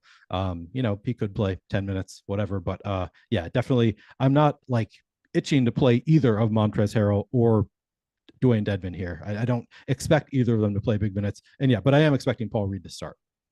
Yeah. And have you built out any lineups yet, by the way? I have not yet. Okay. So I'm curious to ask you then, if you're building out lineups when you start doing, like, Paul Reed is going to be clearly the big man who benefits the most from the 76ers. But I was curious, is McDaniel somebody you envision yourself getting to? Is Montrezl Harrell somebody you think you might get exposure to? And obviously this could change once we get the 76ers starting lineup, and we'll touch on it when it does come out. But for me, if I'm playing a big man off the bench for the 76ers, it's McDaniels. Yep, 100% with you there. And that's what our projections would say too. We have McDaniels projected for 17 and a half minutes. I, of course, have a bias because Jaden McDaniels, he might be my second favorite. You asked me this once. My second favorite brother, it might be Jaden McDaniels actually on the Timberwolves. So this is his brother, Jalen McDaniels. But I think that if they go away from Paul Reed, most likely Jalen McDaniels would be who would benefit. And we've already got him in for 17 and a half minutes. He's 3,200, can certainly pay off that price tag if he only plays 17 and a half minutes. So I'm with you. If I go, Paul Reed is my biggest priority among the like bigger Philadelphia players, and then it would be Jalen McDaniels second. You could also consider PJ Tucker. Could get out. I mean, we've got him in there for 27 minutes. Horrible fantasy point per minute guy, but somebody else who could benefit and play some more 5. Yeah, and the other thing too is, let's consider the game script of this game, right? We've got the Sixers are currently, let's see if it's moved. They were 10-point underdogs. That's probably about what they are right now, and it is a 10.5. The 76ers are underdogs. So with that in mind, can they play traditional big man lineups and keep up with the Celtics? The spread indicates they probably want to be a little bit more high variance, play small ball, shoot more threes, and that's certainly something that playing guys like Paul Reed, McDaniels, I think that benefits them more than playing guys like Dwayne Dedmon or playing Montrezl Harrell. I know Dedmon is a capable 3-point shooter, but ultimately, I think this is a spot where we're going to see the Sixers want to play a little bit smaller just for the purpose of trying to keep up here with the Boston Celtics, launch some more threes. So that is my anticipation here. And once again, when we get more starting lineup, or we get more news starting lineup from the 76ers, we are going to circle back on that. Super chat here from Sir Ruin, House of Roundhead. I haven't read it yet, but I assume this is going to be an XFL comment/question, because that's typically where he goes with these. And it is. Defenders are going to the XFL championship game. Are they going to win it all, Neil? Yeah, probably. I think that they're the best team in the league. I don't love it. I was hoping that, I think this was the best chance for them to lose was this week against Seattle. But I don't think they're going to lose to Arlington. So yeah, I think they're going to win it all. Congrats, Sir Ruin of House Roundhead. Yeah, and now I'm also kind of curious. Is there a betting line for XFL? Like, I have no clue if that's something that's even available. There is. Oh, absolutely there is. I do not look at the betting lines. I just want to address, John P says he's afraid of you, Neil, about my dog. And I want to be clear about something. I am his second favorite person on the entire planet, like easily, by far. If I am out late and my wife puts him to bed, he will hide under the bed because he doesn't want to go to bed without me being home. He loves me. I swear to God, just not nearly as much as I love him. Yeah, so it's an unbalanced relationship. By the way, I've been in those situations in high school myself. I understand, but the other thing too is he also you're a second favorite person. He just loves your wife more than he loves you. Very, very clearly, yeah. How do you think that came to be? By the way, is this like a food type thing? Was she the first one to feed him or something? So we got him when he was 7 years old. And we were told by the foster mom that we got him from that he doesn't love men. So like, I think it's just a gender thing. Mostly, I think he was probably raised by a woman, more comfortable with women in general. He was very hesitant with me at first, like did not want to like have a relationship with me. So I had to win him over. Yeah. And it's, by the way, that's the same way I've often felt doing shows with you. Sometimes I get a little bit intimidated, a little bit scared, but I've come around as well. Right. My Yeah. Like my preference is still like, yeah, I mean, I like doing shows with Eric. Neil is my second favorite, but no, I understand. I understand. That's fair. So defender, by the way, I just checked like FanDuel really quick. I couldn't find an XFL championship game betting line, but defenders, who are they playing against? The Dragons? They're playing against Arlington Renegades. Ah, all right. I gave it a guess. And I was wrong. Super chat from Nathan Futi, although there is no question here. It's just a super chat. Let's see. Oh, here we go. Nathan Futi says, who do you play at captain in DraftKings in the 1.5x spot? For which game? You don't have to leave another super chat, Nathan. Just let me know in chat which game you're talking about, because there's 2 showdown games today, right? 2 individual games, or I could just answer for both of them, right? So if we're talking about the first game, I think relative to price, James Harden is a pretty good choice from the first game. If you want to go cheap, you could go with Paul Reed. From the late game, it's Nikola Jokic for me. I think that just large field tournaments, he would be the guy who's the safest option.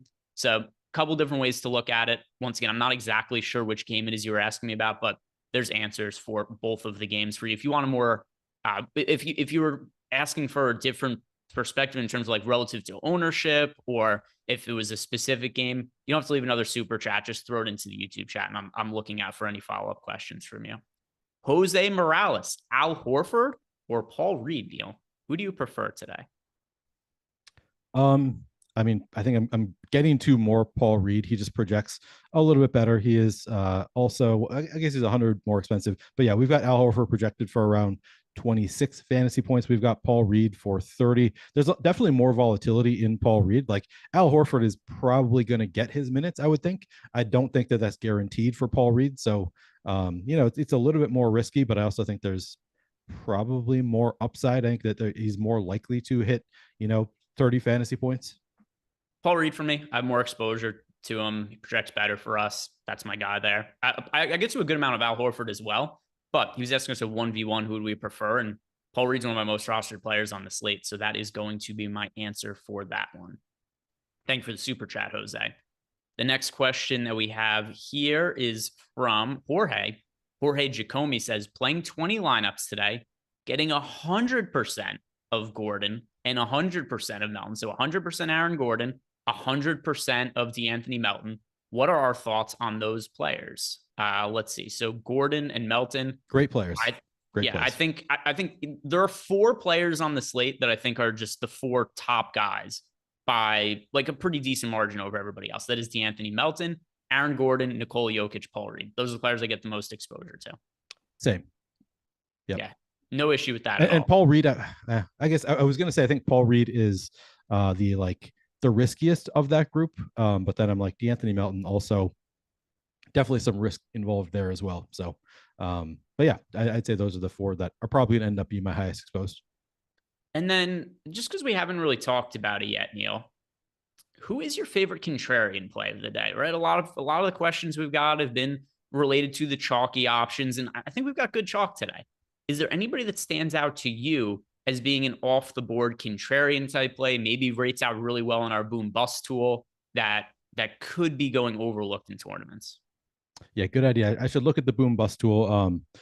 Just eyeing it for me. I mean, depending on what you consider contrarian, Robert Williams I like quite a bit at 4,800. He's only projected for 17% ownership. I'm definitely going to be probably about double the field on Robert Williams. I'm trying to look at the lower owned plays here, like lower than Robert Williams, like under 10%. There's nobody who's standing out to me as a play that I love here. Sort of interested in PJ Tucker getting under 10% ownership. He's a really bad fantasy point per minute producer. But at the same time, he's probably going to be on the court a good amount. And could, he could rebound a little bit more without Embiid in there, I guess. Torrey Craig is playable. I don't know, man. Jeff Green looks so good against the Timberwolves. Still, I don't know if we can really count on those minutes for Jeff Green against Phoenix. We do have him in for 19 minutes, so I guess kind of interesting as well. It's hard. Like the guys, the unowned players on this slate are unowned for a reason. Like there's big risk involved here. But I also think that these are the kinds of slates now where the value is not quite as good, where it's more profitable to play ugly value plays, as opposed to like during the regular season. Usually I'm more likely to play like players in bad matchups who are studs, like ugly stud plays to some extent. Now I think we're getting to the point where like it's viable to play a PJ Tucker, a Jeff Green, Torrey Craig, etc. But if he counts, I guess I would say Robert Williams. Yeah, so if I am going to, and once again, I think the definition of contrarian becomes a little bit subjective on a 2-game slate. So I'm just going to go a player who I think warrants a little bit more consideration than what he's getting, that's sub 20% owned. And for me, that is Marcus Smart today. So Smart has had a little bit of a rough go this postseason, but did look much more like his regular self in the Celtics last game. Played 32 minutes, ends up scoring 35 fantasy points. And also, if you guys watch the post-game video that the Celtics put out on social media, one of the first things their coach said, got into the locker room and goes, that's Marcus Smart. When we get this fucking version of Marcus Smart, we don't lose basketball games. We win when this version of you shows up. And we haven't seen him play massive minutes in the postseason either. I think there's a ceiling here for his playing time. Now, do they need to go to it in this particular game where they're double-digit favorites? Perhaps not. But still, you're getting a $5,700 Marcus Smart, where generally when we get into the postseason, guys play more minutes, their price tags can end up going up a little bit. Marcus Smart, though, is a little bit cheaper right now than he was in the regular season, where he was generally like that mid-low 6K range. So a little bit of salary savings on Marcus Smart. We saw him play 32 minutes last game, and I do think there's opportunity for him in a competitive game to end up playing 35, 36 minutes, which we actually haven't seen from him yet in the postseason. So a little bit more upside there than maybe meets the eye. Marcus Smart, not somebody who's, like you said, not somebody who's going to be like 5% owned, but for a 2-game slate, 18%, I think is relatively low owned for a Marcus Smart at a depressed price point. Is he somebody that is showing up in any of the lineups you're building? Yeah, I'm right about even with the field on Marcus Smart. So not somebody I'm getting to a crazy amount of, but he is projecting for 18% ownership, 22% chance to be an optimal in the boom bust tool. So does look good in the boom bust tool. Let's see what else. He's actually, like, as far as kind of lower owned players, he is the top in terms of leverage in the boom bust tool. Al Horford looks good, 26% ownership, 32% chance to be an optimal. So yeah, Marcus Smart, I think, is a good option there. Let me see if there's how any of these guys, it looks like anybody who's getting under 10% ownership right now has negative leverage score in the boom bust tool for what it's worth. So it's tough to really love any of those options, but I still think they can be worth playing a Torrey Craig or some of these lower owned players. And something else too is keep an eye on that Phoenix Suns starting lineup.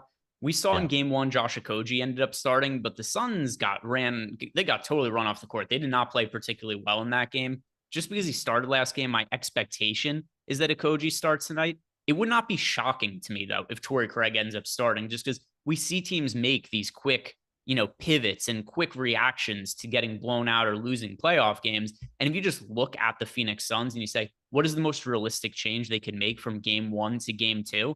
It, to me, is pretty clearly Torrey Craig starting over Josh Okogie. So keep an eye on that. And something that is that on your mind, by the way, or is it just something like he's low owned? I was actually about to say the same thing. Okay. Like they lost in that game. He was negative 11 in terms of plus minus, which, I mean, so were all of the starters. So make of it what you will, but not a good sign when you're negative 11 in terms of plus minus. I guess Torrey Craig was also negative 12. So not looking a lot better there. But yeah, sometimes teams just want to make adjustments after they get crushed.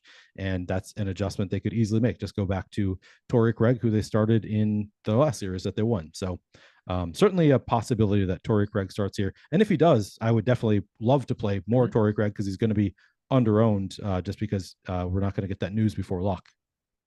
Yeah, that's how I see it as well. Now, do I think that's the most likely scenario? No, but it's something to keep an eye out on, and definitely something to look for. James Magruder, best play at each position on DK.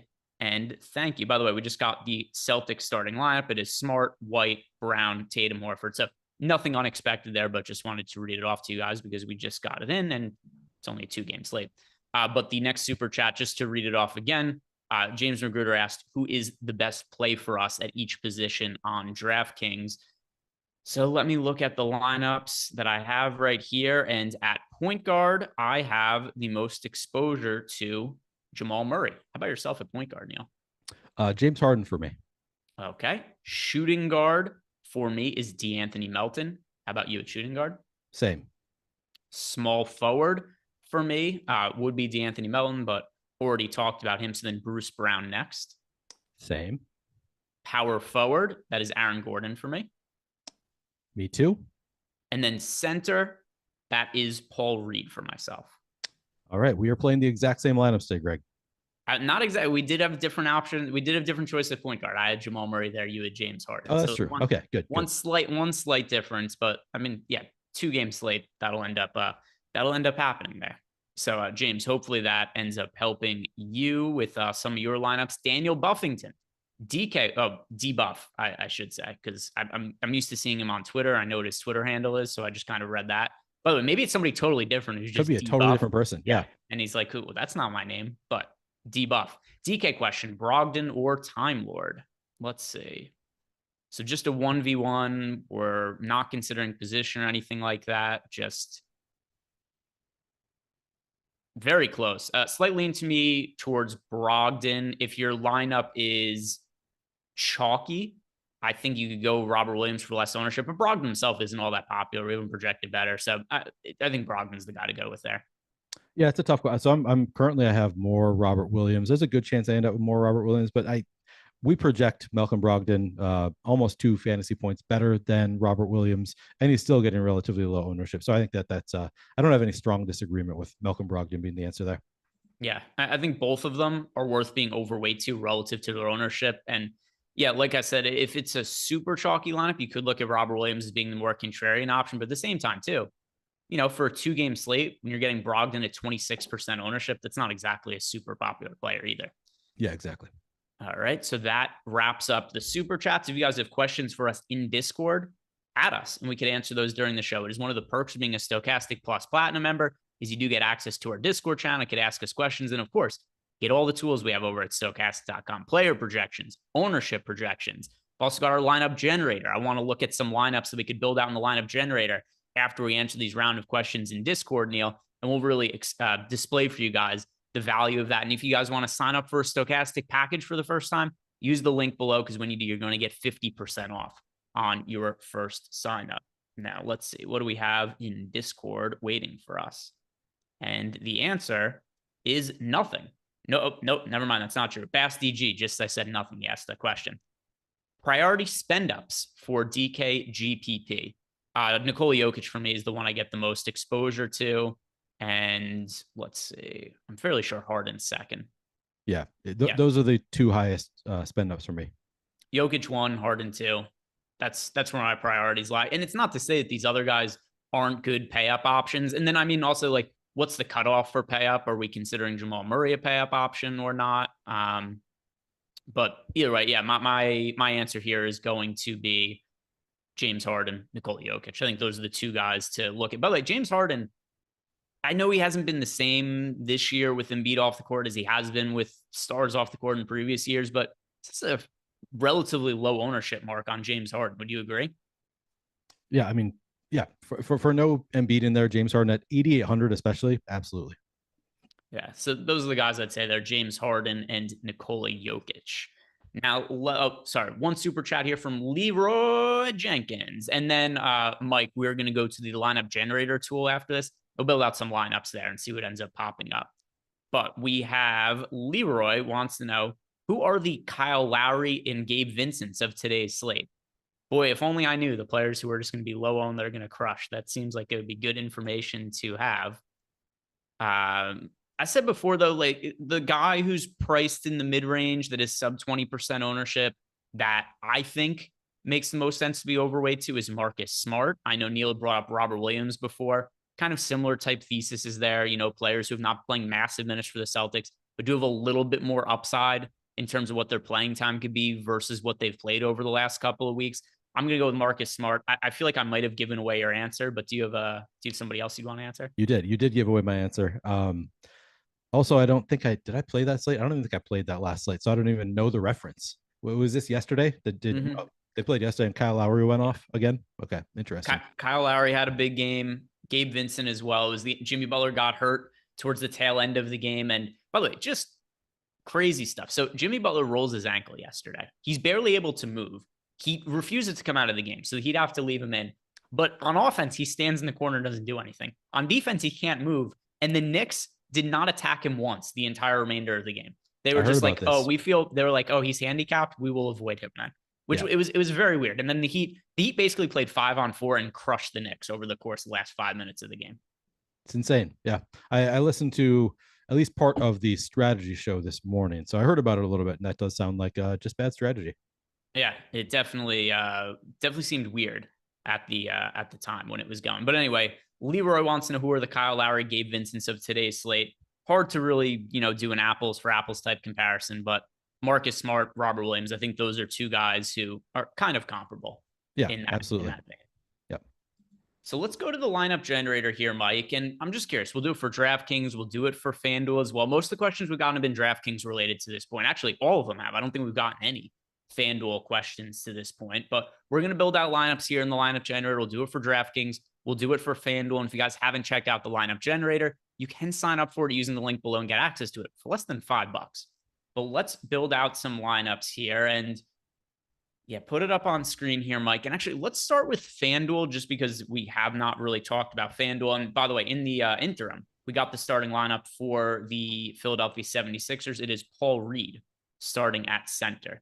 So we've got that news in right now. And I mean, what we're expecting, any reactions to you based on that news, Neil? It makes me feel more comfortable with the Paul Reed. Like I have like 60% Paul Reed, and I am a lot more comfortable with it now that he's starting. I would have changed it if you were not starting, but just, confirms what we were thinking was going to happen. Yeah. So Paul Reed, nothing we have to change for that. We've got the news. It's good. It's what we're expecting. Now let's see what we have in terms of lineup generator. So you can build lineups on this for DraftKings. You can build lineups for FanDuel, and I'm going to make my screen bigger so I could see. And then eventually it'll be, well, this is quite the display we have going on. It's really going to give us a nice lineup, though. It's working so hard for this lineup. This is going to be the winner right here. All right. So scratch going to the lineup generator. We will come back to that in a little bit. In the meantime, James Magruder, who is projected better, Porter or Harris? Let's see. Porter or Harris? Who do I have? Michael. Oh, that's Tobias Harris by not like a massive margin, but I do have Tobias Harris ahead here. A few fantasy points. Yep, we do too. Which, by the way, not shocking. No Joel Embiid for the Philadelphia 76ers. If Joel Embiid was in, then it would have been Michael Porter Jr. Not that this really matters because that's not the case. But I think something that is more relevant is Tobias Harris somebody you're getting much exposure to? Not. I'm well below the field here. The field is at 26.6%. I guess my latest run I got 20%, but I'm getting between like 10 to I think 20% is the most I've got in any crunch on Tobias Harris. So I'm going to be underweight to the field. Yeah, so I think that. But let's see, where do I have Tobias Harris?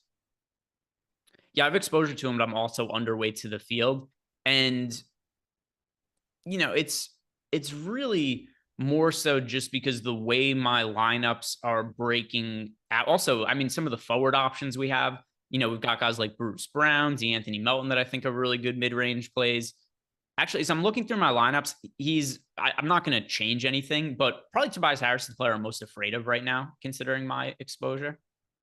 Yeah, now that I have 20%, I'm less afraid of him. I think my previous crunch, I was at like 6%. So it's very. Yeah. So we're both going to be underweight to Tobias Harris. Is he the player, as you look at your exposures, that scares you the most? Like, if you had to say the player you're underweight to that's most likely to just blow up your lineups, is it Tobias Harris? Good question. Let's see. It has to be somebody that I'm getting to like none of. I mean, so I only have 10% Jaylen Brown right now. That scares me. He's getting 27% projected ownership, so would kind of kill me if it's Jaylen Brown. Currently I have 0 Michael Porter Jr. So that scares me. I'm probably gonna adjust a little bit. I don't think I want 0% because the field's getting 25%. Certainly could go off. But yeah, right now it would be Michael Porter Jr.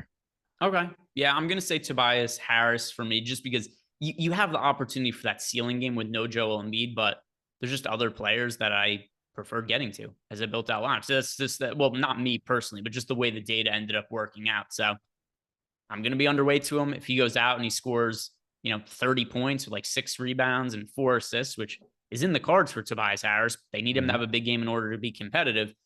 So a couple things would happen if Tobias Harris has a big game. It probably means that James Harden didn't play as well, and I have a lot more exposure to James Harden.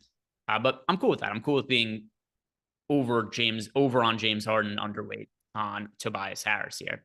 We've got a super chat here from Michael McKinney, who wants to know who are the 5 must plays in FanDuel Cash today. Let's see. So I have FanDuel lineups built out here, and I will give you the answer there. So looking at my exposures and comparing to some ownerships, players I think you should be playing in FanDuel Cash games. Yeah, I have a pretty easy 5 here for FanDuel. And here's something that's going to be a lot different about FanDuel compared to DraftKings is Paul Reed only being center eligible on FanDuel at 6,000. He's a very good play, but like DraftKings, I think you absolutely need to play him in cash games. I would say he's a good cash game play on FanDuel, but he's not going to be in like one of my top 5 must plays here. The 5 that I'm going to say you absolutely should be playing in cash games on FanDuel: Aaron Gordon, Josh Okogie, assuming he starts. He's projected for north of 50% ownership right now, and he's pretty clearly one of the top value options on FanDuel. So Aaron Gordon, Josh Okogie, Kentavious Caldwell-Pope, DeAnthony Melton, James Harden. Those are the 5 I think you absolutely need in cash games on FanDuel. James Harden is a lot more popular on FanDuel than he is on DraftKings. I think he's a really good cash game play on DraftKings as well. But FanDuel, I'm going to say that he's somebody that you guys absolutely should be playing. By the way, we just got some news here that is somewhat relevant, not necessarily to tonight, but just in general. Joel Embiid has a grade 2 knee sprain, and when he does return, he will be wearing a knee brace. What does this mean for the future of the 76ers series here? It seems to me like Joel Embiid is not going to, even if he's to return, it doesn't seem like he's going to be 100% healthy. And it seems to me if they were to somehow make it out of this round, I don't envision him being healthy even for the rest of the playoffs. I will say, if anybody, like, I think Joel Embiid is not somebody who is overly reliant on his mobility. Obviously, like, his mobility helps. Like, he's a good offensive player with offensive skills, but I think that he also can just bully people. So I don't know that it's like, it would worry me more for somebody like Jason Tatum than it does for Joel Embiid. But yeah, certainly not a good thing. And yeah, nothing else that's really relevant news-wise right now. But yeah, anytime we get those little pieces of news, I think it's worth bringing up on the show, especially if people are looking for any kind of, prop angle, anything like that. And we are sponsored by No House Advantage today. If you guys haven't signed up for NHA, use the link that we have below in the description box, because it will get you up to a $100 bonus on your first deposit.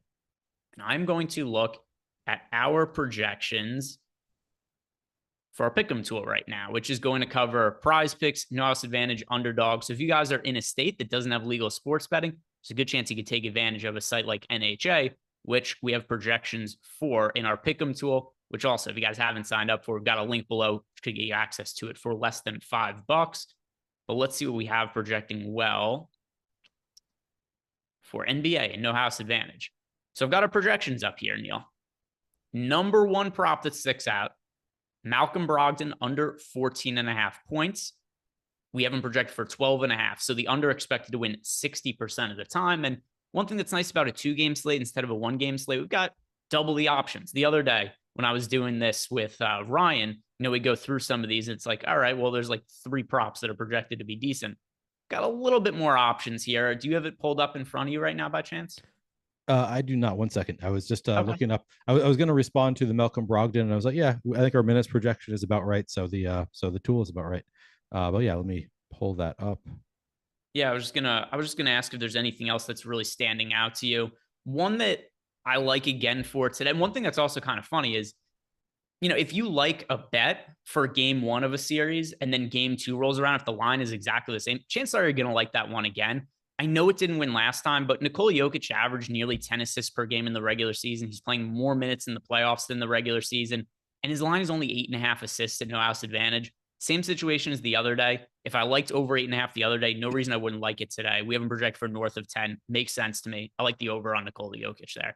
Yeah, I like that one quite a bit. I don't know what to make. I'm debating whether I like this under on 29.5 points for Kevin Durant. I mean, ultimately, I'm typically just going to trust the tools. So I'll trust the tools here that it is more likely than not to happen. The under on 29.5 points for Kevin Durant. We have him projected for just under 27 points here. What do we have for minutes for Kevin Durant? Because that's going to we've got Durant in there for 41 minutes. My God. Yeah, so we have his minutes projected fairly high, and we still like the under on points there. Who knows? Maybe they get him more involved this game after it sounds like he was not all that involved in the last one. Maybe he gets up a few more shot attempts and does get the over, but I think that you got to kind of trust the data there. So that's I'll take the under on 29.5 points for Durant. Last game, he scored 29. So just slightly under that 29.5 mark, finished with 29 last game.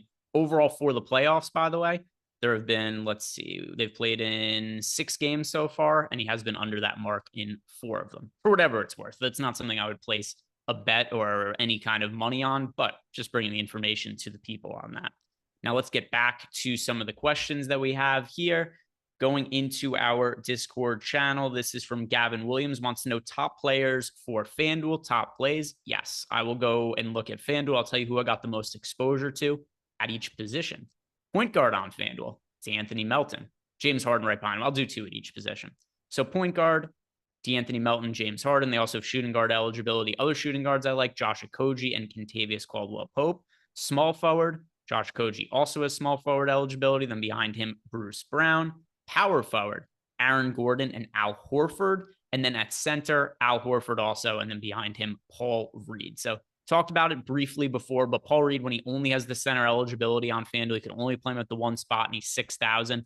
Not quite the same priority on FanDuel than he is on DraftKings, but still one of my favorite center options overall on the FanDuel slate. I just end up being a little bit more spread out there. So even though I said that Al Horford was the guy I got the most of, a lot of that just because he also has the power forward eligibility. And behind him, I am pretty spread out amongst Paul Reed, Anthony Melton, and Nikola Jokic, and then some GPP shots on Robert Williams. Now, back to other questions in the Discord channel. The great one, Chris Paul or Tyrese Maxey on DK? Let's see. Chris Paul or Tyrese Maxey? That for me is Chris Paul. If we're not worrying about prices or anything, it's just 1v1 and you have the salary for either, Chris Paul. Lower ownership, higher projection on Chris Paul. Yep.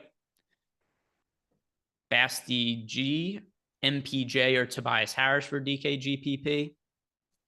Just got this one before. Tobias Harris, though. Tobias Harris. Ryan Schindler. Adam mentioned he thinks Grant Williams plays more against the 76ers. Do you think he is a good punt pivot play? It's certainly risky. I'm not going to outright take the other side of Adam. I will say if it's a scale and it's, is he going to play more or less, he can only go up, right? There's no down from 0 minutes. So he's certainly more likely to play more than he is to play less. It's a really hard trigger for me to pull, though, considering that he was a DNP in all but 1 game of the last series. In the last series, is he somebody you're getting exposure to? No, I'm not getting to any currently. I mean, again, these are the kinds of slates where it's a little bit more profitable, I think, long term to get to some of these disgusting plays. Like Grant Williams, an obviously disgusting play, not a great fantasy point per minute producer, very unlikely to see significant minutes, but it is the kind of thing, like, he's only getting 3% ownership on a 2-game slate. It could pay off if we do get a surprise and he plays 20 minutes here. He could pay off his price tag in 20 minutes. So I know it's a terrible play. If I were playing a 150 set, I would probably get to a little bit of Grant Williams. I'm only playing 30 lineups today and I'm not getting to any. Going into the YouTube chat, first we've got a question here from San Van Dam. Is anyone working on the lineup generator? Still down? Yeah, looks like we're having some issues with it at the moment, but it is being worked on. So hopefully that gets sorted out soon. Next super chat here is from Sunflower DKGPP. Tobias and Ayton or Jaylen Brown and Bruce Brown? That is Jaylen Brown and Bruce Brown for me. Give me the Browns there. Jaylen Brown and Bruce Brown.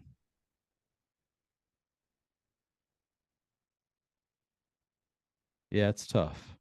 Tobias Harris and DeAndre Ayton or Jaylen and Bruce Brown. No relation, just same last name. Are you sure about that? No. Tobias Harris. But yes. What was the DeAndre Ayton? Why am I not finding DeAndre Ayton here? We've got Ayton for, here he is. 35 at 41% ownership. Yeah. And Tobias Harris for 32. It's close for me. It's very close. I think so. I'm getting to more of the Eaton Tobias side. So I guess I'll go there because I'm getting to more of those players. But definitely close.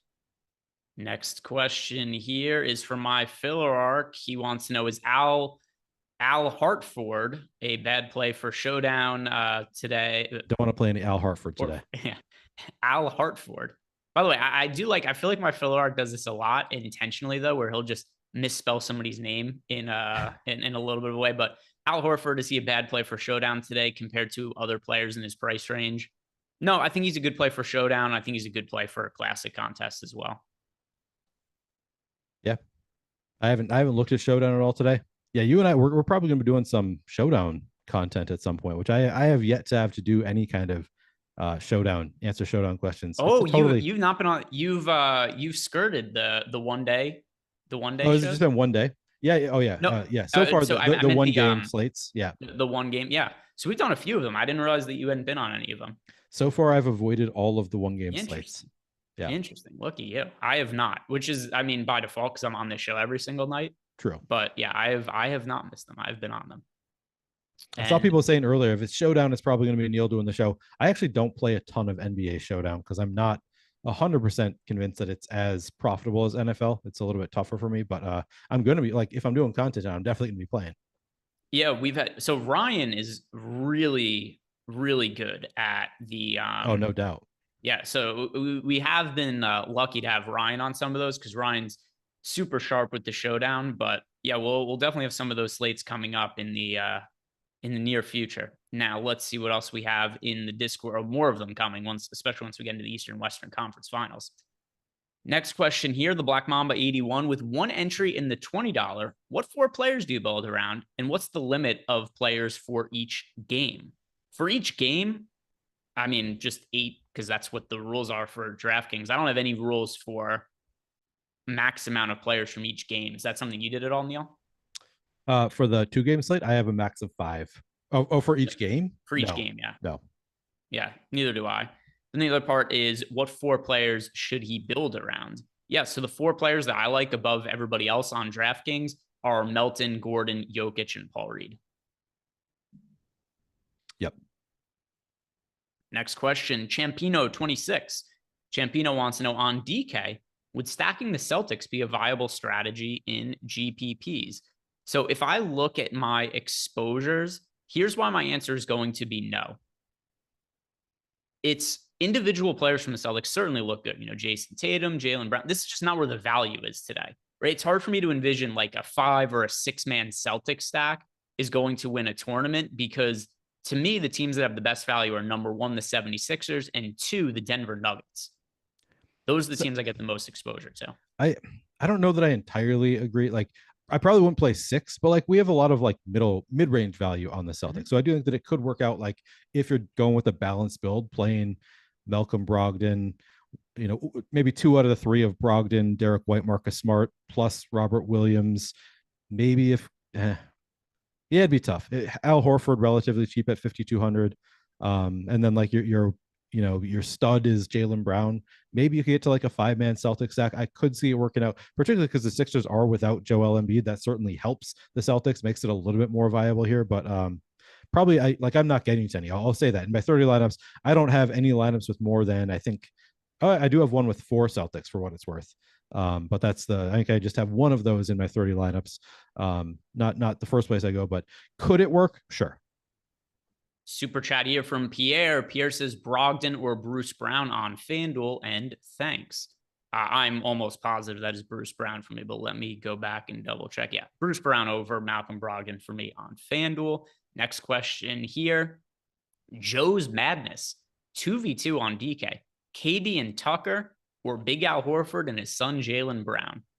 So KD and Tucker or Horford and Jaylen Brown. I just don't get to very much exposure to PJ Tucker. You know, if you're playing a bunch of lineups and you're just taking him as a punt here or there. But it seems to me, Joe, if you're asking like a 2v2 question, you're just building one lineup, I wouldn't have PJ Tucker in that. So Al Horford and Jaylen Brown.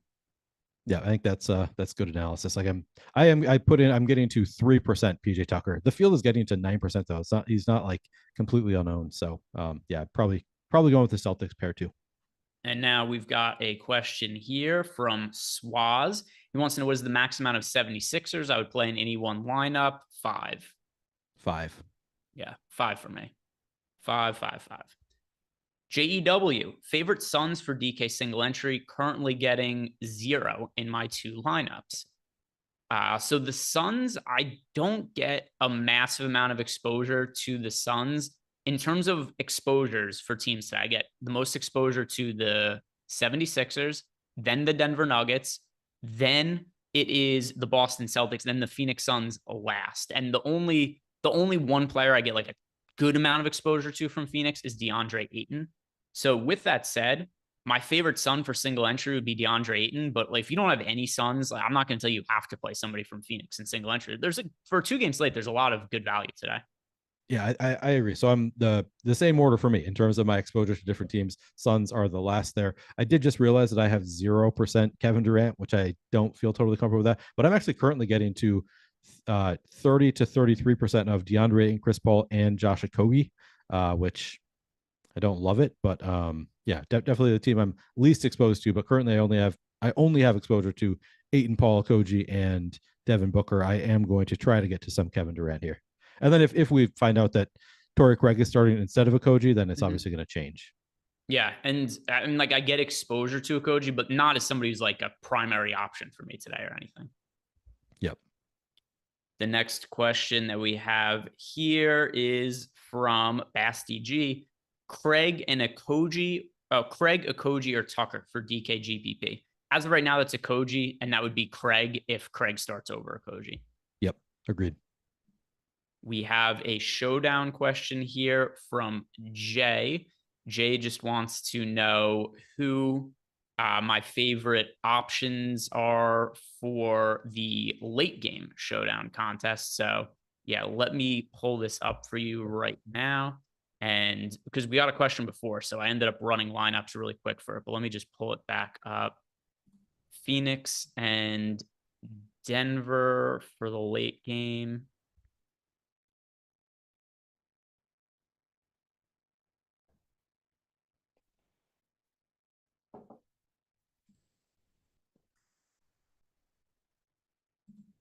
Differentiate in large field tournaments, I do think you get a little bit different than Nikola Jokic. And that's where I'd start to look at guys like Jamal Murray is somebody who's viable there. Aaron Gordon isn't picking up that much ownership. He would make sense in the captain spot. If we're looking at the utility plays, I think we could look at Bismack Biyombo as being somebody who's super cheap, and you don't feel confident about Bismack Biyombo, but he did end up playing 6 minutes last game. You need salary saving somewhere. So if Biyombo's in the rotation at $1,400, it does become serviceable for the showdown slate. And then other guys who are just going to be obvious, just getting to Devin Booker as a pay up option. Kevin Durant. I like Jokic the most in the captain spot of those pay up options. And then Christian Brown is my other favorite cheap play. So the 2 cheap guys I like getting to, Christian Brown, number 1, and then Bismack Biyombo, number 2. If you're looking to totally punt and get close to 1K. Also, I was talking about this with Ryan the other day. You will see times on showdown contests where a player will score 0 fantasy points and still end up being in the optimal line if a bunch of studs go off. That's kind of the way the series sets up to me. If we see games where Booker, Durant, Jokic, Jamal Murray, all of big games, you might just get a 1K guy who lands in an optimal lineup that is almost nothing. Yeah, I just want to give people an update. We got an update on the lineup generator. So we had somebody looking into it. Apparently, one of the third-party sites that we use went down a little while ago. So he's working on it, trying to get things back up, but he says probably not going to be back up before lock, unfortunately. So hopefully soon, but at the very least, that'll be fixed for tomorrow based on that information. Next question in here is from Swanson79. Do you like the over or the under in the 76ers game? I didn't bet it, so I'm not opinionated. Talked about this before, or Saturday was somebody had asked what my favorite ladder was for the game, and it was none. And then none of them ended up hitting that game. So I felt like that was the right answer. Yes. I don't have a lean on the over under for that game. De Niro wants to know, Robert De Niro, Derek White. This is the Robert De Niro. Derek White or DeAnthony Melton for cash games? DeAnthony Melton. Yep. They're like way differently priced, but like you should be playing D'Anthony Melton in DraftKings cash games. Absolutely. So Tex, no one seems to be talking about DeAndre Ayton on FanDuel for GPPs. Is he a decent pivot from Paul Reed for ownership? So if we look at the ownership between the two, Ayton's projected for 31% ownership. Paul Reed is projected for 31% ownership. Not really any significant difference there. I think the center position, it's kind of rightfully spread out on FanDuel today. If you have the salary, I'd rather play Ayton. Ayton's $700 more expensive, but I do think that Paul Reed is a slightly better points per dollar option. But you're not getting any kind of ownership discount on Ayton there. Hef Love, Durant, and Booker should play more minutes tonight. They had good per minute production in game one. Do you think they'll be less efficient? They were crazy efficient in game one, so I would have to think they're going to be less efficient. The way I think the Suns could improve game 2 to game 1 is just play better defense and shoot more threes. They took, I think it was 4 threes in the entire first half last game. At a certain point, it becomes a math equation. Yeah, what are you doing? You're taking 4 threes and your opponent is taking, I think it was like 20 threes in that same time frame. It's tough to keep up with the other team. Especially for a team that can make threes. Like, why are they not shooting threes? Joseph Corona, FanDuel, top 5 for cash. Yes. So we had this question from Michael McKinney before. My answer hasn't changed, but top 5 that I think you guys should be playing in FanDuel cash games today. Aaron Gordon, Josh Okogie, Kentavious Caldwell-Pope, D'Anthony Melton, and James Harden. Those, I think, are the top 5 cash options for FanDuel. And all right, making sure we didn't miss any super chats. Yeah, answered Pierre's before, so we've got all of those answered. Go back into Discord and see if we answered all of these, which it appears we did. So just a couple minutes to go here, Neil. Are your lineups set? Are you running your last second crunches? I'm done. I got them all. I got them good. This is the earliest your lineups have ever done. 3 minutes before lock. Well, if somebody's going to mention somebody, I'm going to be like, oh shit, I got to get him in some lineups and I'm going to change everything. But no, I think I'm done. All right. That's good to know. And as you're looking through your lineups, anything surprising you? Anything different than what you were expecting? Still did not get to any Michael Porter Jr. after giving him a semi-significant boost in projection. So I'm expecting him to absolutely break the slate and just bury me. Yeah, I'm still getting to a ton of Aaron Gordon, still getting to a ton of D'Anthony Melton. I'd say those are my 2 highest exposed players. Paul Reed, number 3, followed by Harden, Jokic. I do have my final crunch. I got to 47% Robert Williams. It was fluctuating between like 20%, and I think this is the highest I've seen. And I'm just going to go with it. I'm just going to. It's only 30 lineups, so like not a ton of money on the line, but I'm accepting 47% Robert Williams. By the way, I have to answer this for somebody, because somebody wanted to know, did Neil paint the pictures in the background over his shoulder? Yes. So Neil has not always worked here, right? He's worked here for what, like a year and a half now, something like that, Neil? Yeah, I mean, I started doing shows with you in the week 1 of not this past season, but the previous NFL season. Then I've been full-time since August 1st. Yes. And before that, Neil was a professional painter. So that is where those pictures have come from. Neil, very artistic. So that's actually, people don't even know this.